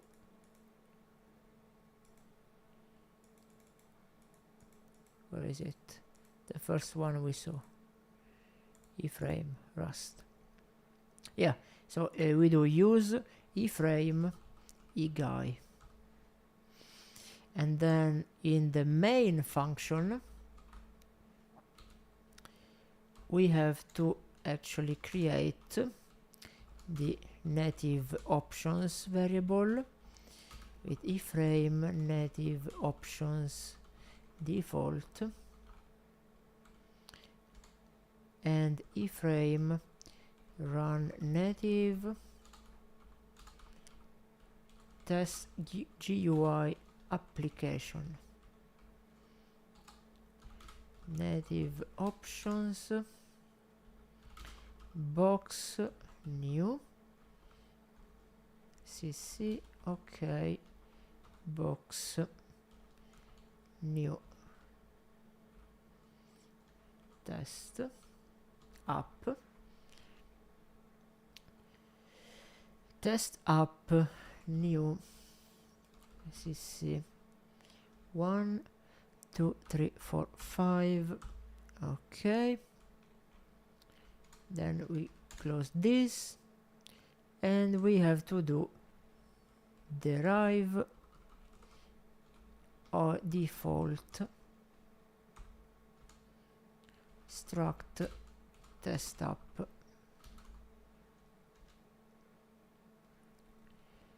Okay, and then we have to put this inside inside impl. Customize the guy here with CC guy CTX set fonts and CC guy CTX set global style. Restore upstate using CC storage. Use CCGL glow context to create graphics shaders and buffers. eGuy paint callback. Okay. We're just gonna do impl iframe app for test app. Gonna close this one.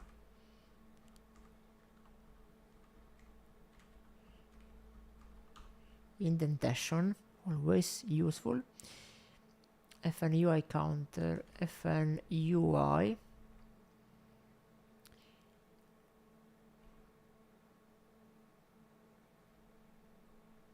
Okay, we have to do the creation context.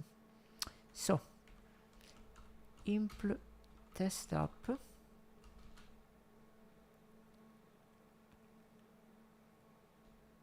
Impl test up. FNU CC iframe creation context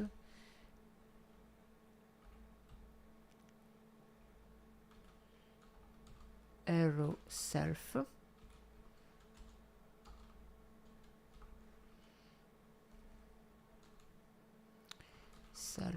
default. Okay, should compile. Expected emute self. Okay, so expected emute self. That means we just have to do this. Emute self.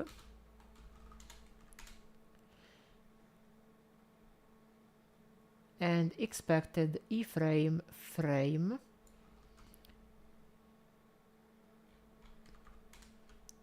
Ah, yeah, that's right, because this was another example. Expected 1 of 9 possible tokens. What does it mean? Iframe frame.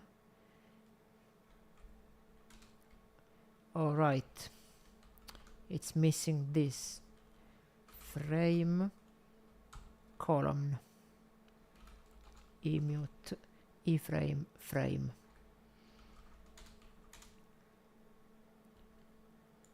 Oh, it works. Oh my god, it works. We have the button, and when I click the button, I get test here. Prints test GUI application. Okay, so since I copied, but I wrote it, so I can understand what this means now. So we are using EGUI from iframe, which is a library, a crate that we included in Cargo TOML. We specify the main function here, and we create the native options variable, which contains this function from the crate iframe, and then we create the actual window here with this title, this variable inside. So we have native options within the window, and this I think actually creates the window itself. It says box. I'm not entirely sure here. I am guessing. I think this creates the actual window, draws the window. Then we create the structure test app. Impl, I am not sure what it means. What does it mean, impl? It's a trait. So impl trait can be used in two locations, as an argument type, as a return type. as an argument type,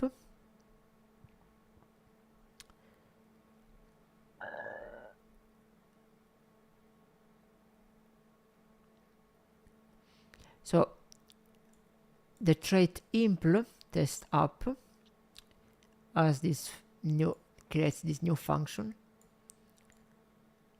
and we use this here, I think.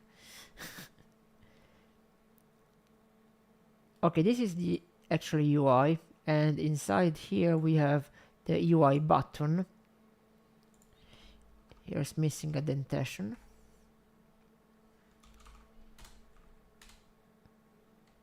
And it freaking works. But I have a better idea. So if, for example, if I open Visual Studio Code, Visual Studio Code is more useful in to learn languages, because if you hover on a command, it explains in detail what it means.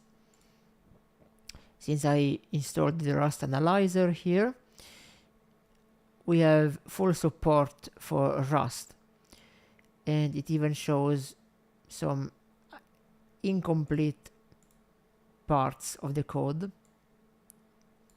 For example, here it says this one here is unused. So for example, if I remove this, it should be fine. Nothing bad should happen. It should still compile.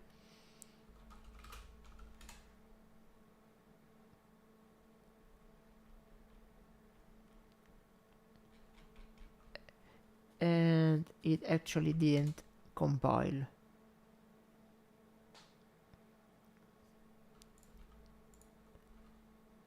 This one is unused though. Okay, so let's figure this out. Of course, we're gonna figure it out ourselves. I mean, I don't wanna use Copilot, I don't wanna use AI. I take this like a challenge, because this way I force myself into thinking, okay, what does it mean? Why do we have this problem here?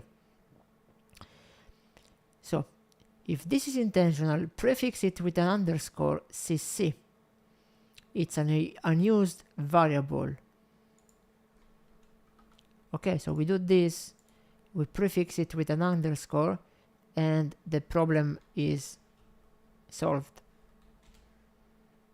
And still compiles fine. Okay, good. Then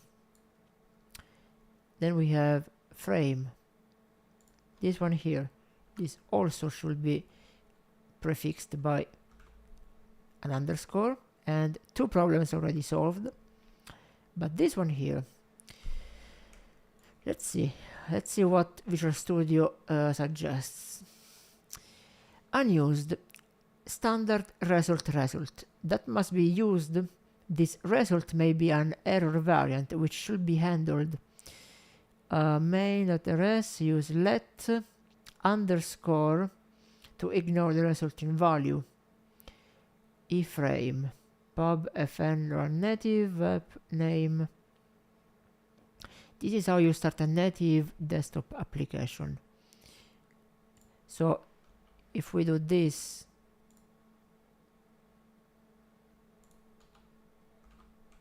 the error is fixed, but we also have to put the same thing here, and the error is back.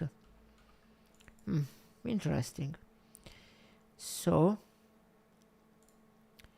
let's see the log here. This result may be an error variant which should be handled. Let iframe run native.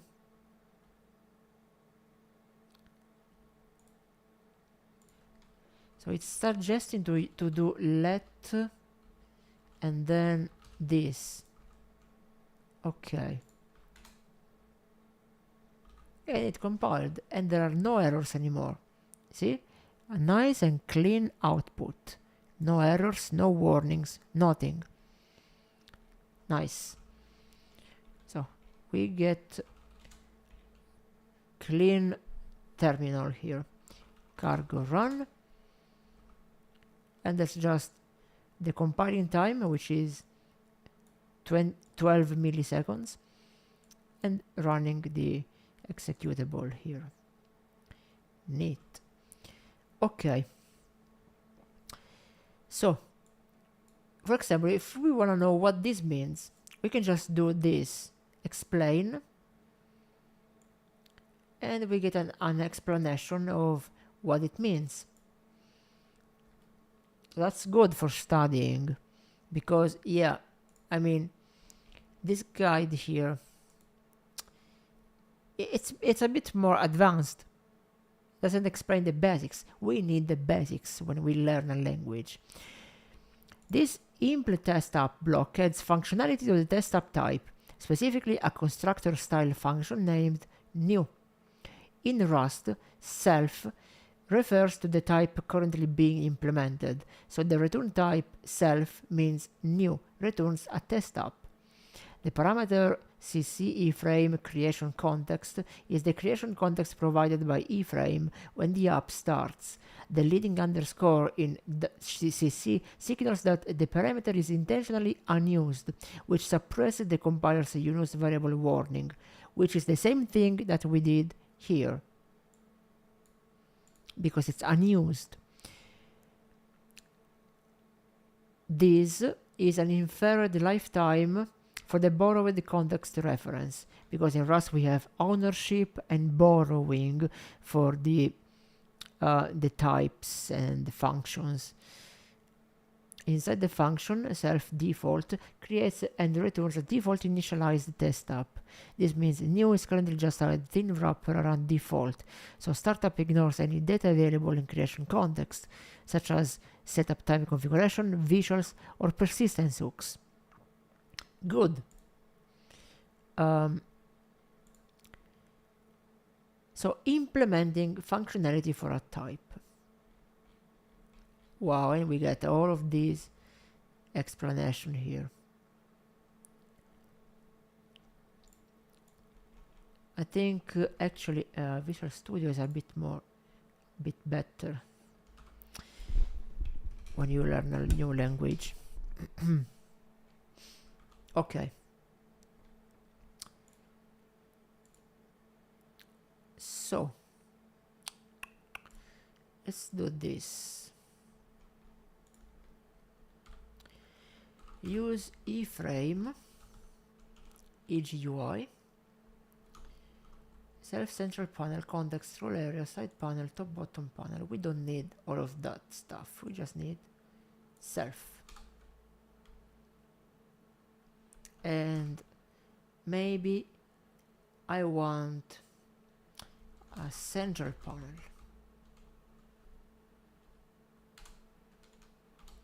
FN main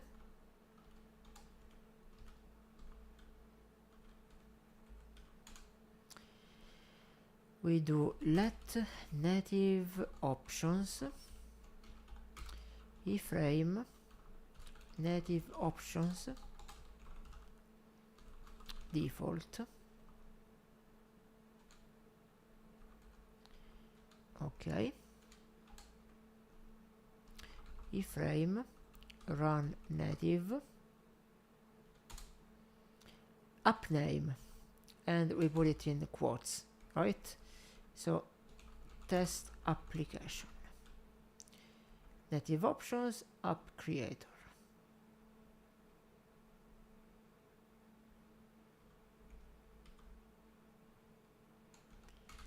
Box new.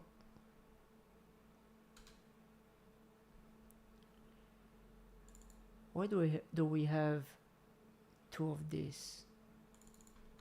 Wait, there's some. Oh my god, Copilot is being. How do I disable this? I want to disable this.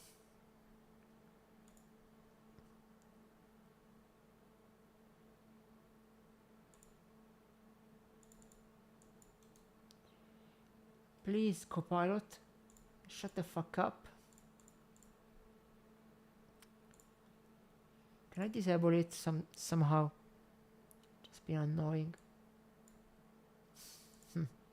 Anyway. Iframe, run native, and then we specify the application name. So test application. The native options, box new, cc, okay, box new cc directly. Okay. Struct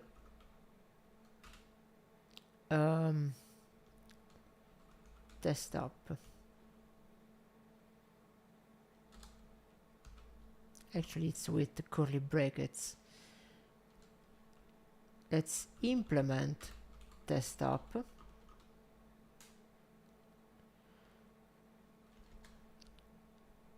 And implement the iframe.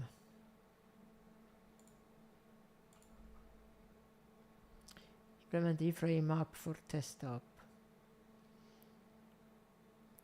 Implement the missing item. FN UI. It's missing the function here.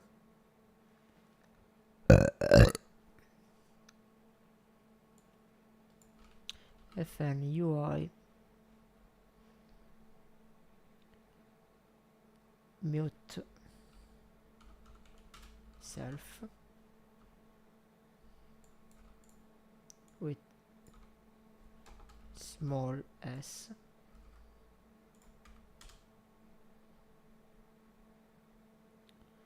Control panel default show warn deprecated on by default. Change the parameter type to match the trait. So instead of context, we need UI.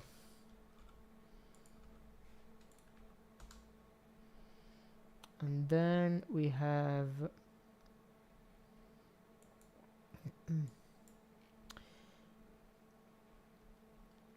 types differ in mutability. Expect a signature in mute UI.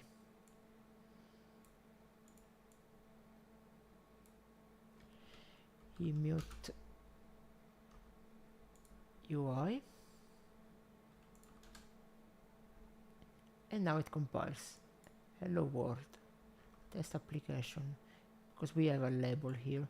We can also do UI button. Click me.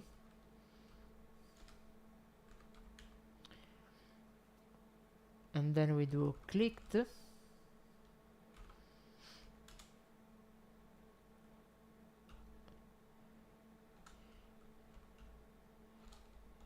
Clicked.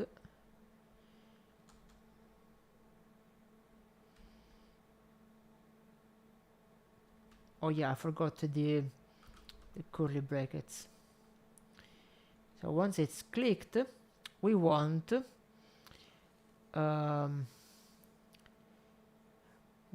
make a new window. So in order to make a new window, we need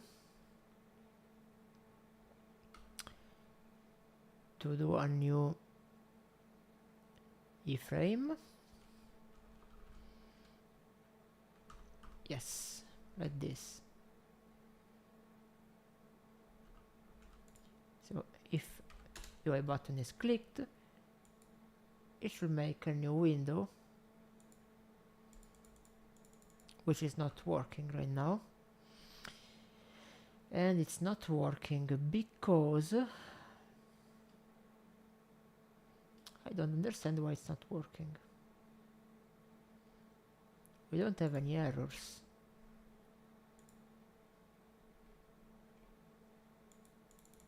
And we don't have a log.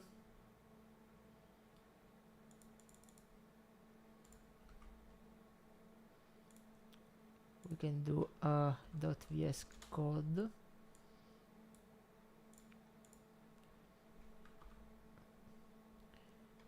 And we make Rust.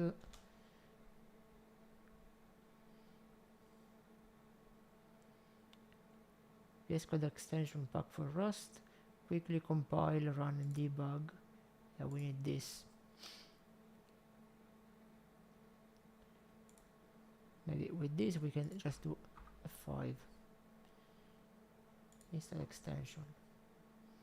And we need C++ extension for this to work, apparently. Okay, F5 compilation error. Cannot find modular create iframe. Because it's using Rust C instead of cargo. That's stupid. Yeah, that's stupid. Testing extensions. I'm pretty sure this is using Rust C. Yeah, this is dumb. Okay, I don't need that. We need cargo run. Cargo runner.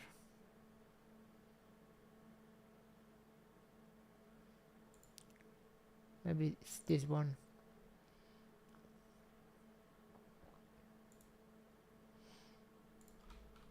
F5.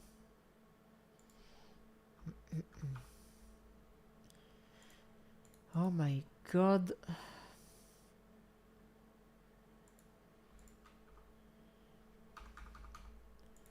Launcher JSON configurations. I use IntelliSense configurations.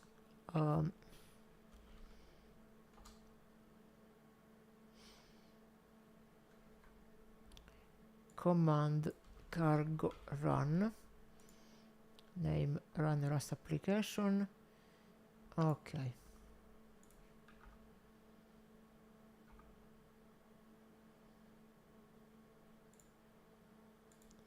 Manage extension.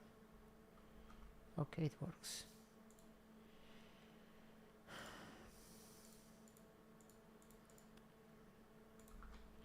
Rust.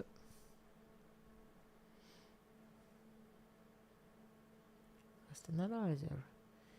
Rust deprecated. Rust index. Where is it?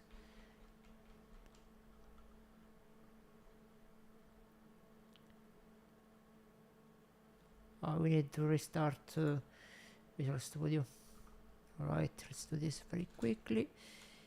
CD here.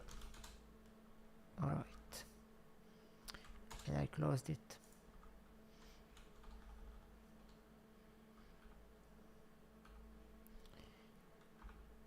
So I just do F5 and now it automatically compiles and starts. So we can see hopefully what it does. The debug console. No, we don't see it. We don't see anything.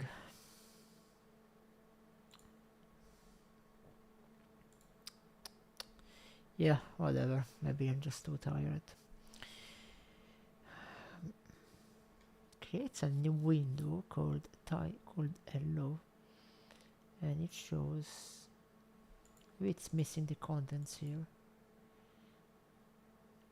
Add contents implication in impl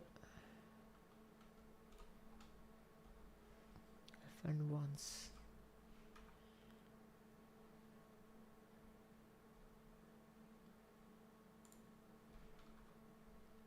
Is it compiling? No.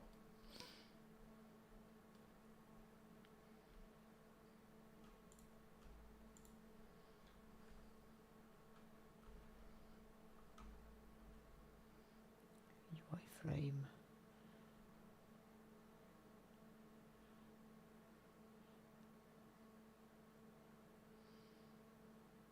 If the window is not open, was called with mod files, return some inner response if the window is collapsed.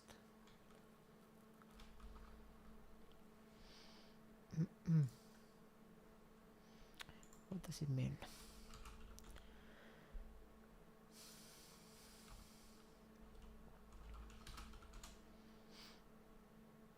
Expect a closure that takes one argument.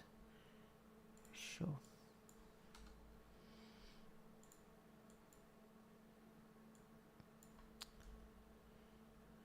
Whatever, we can also do UI, heading,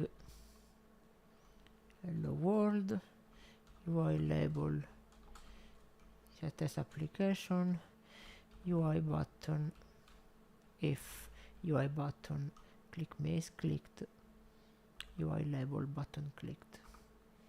This should work.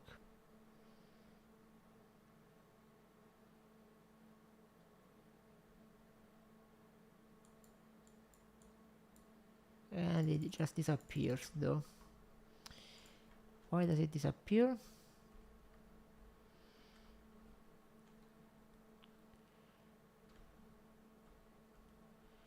Because we don't need to create it when the button is clicked. We rather need to make it visible when the button is clicked. So we do UI label button clicked,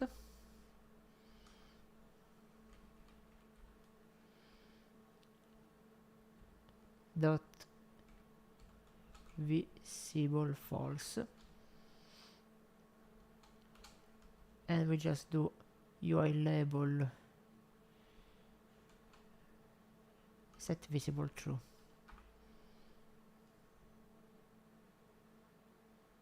Maybe it doesn't work there. Doesn't work like this.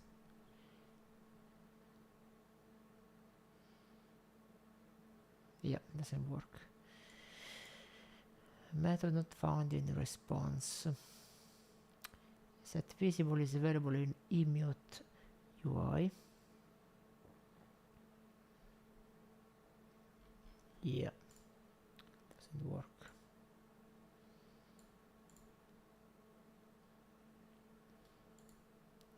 And do fix. Should fix the problems. There. Basically undid everything and it's back like how it was before. So the text doesn't remain visible. Whatever.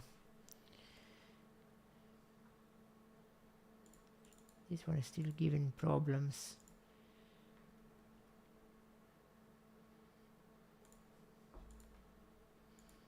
And now this is giving problems.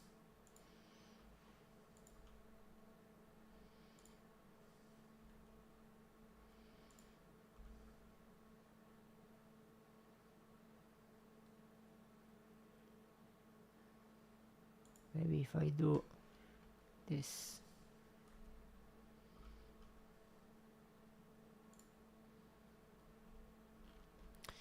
Whatever. Anyway, guys, I'm just too tired.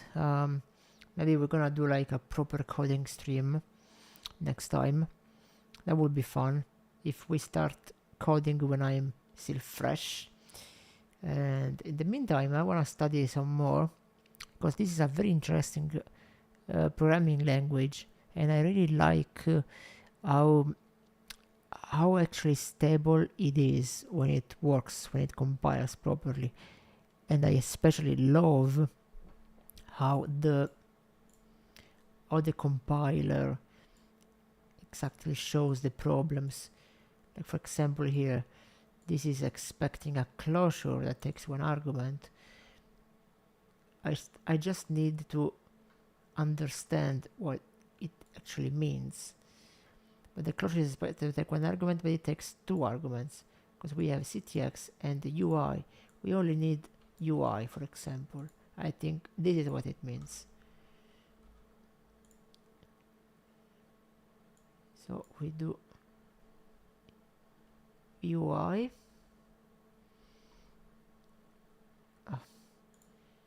UI, emute EGUI UI.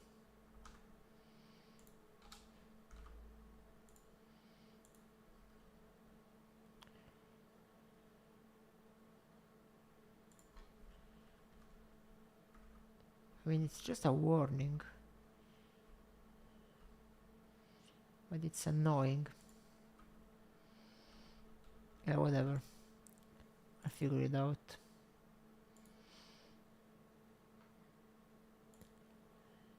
Maybe we can like fix the entire block.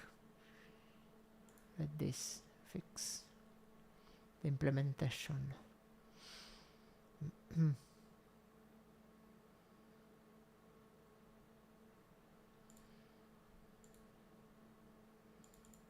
Now it's even more broken.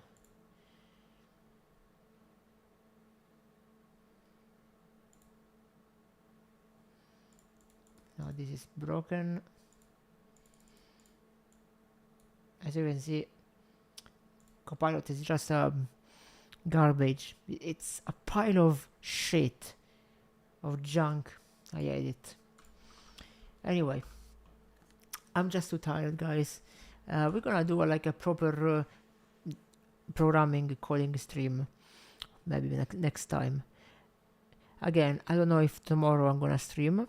It depends how the day goes. For example, yesterday I was a little bit more, energetic. Today was a pain in the ass, the work. Maybe tomorrow will be even worse because I have some appointments already.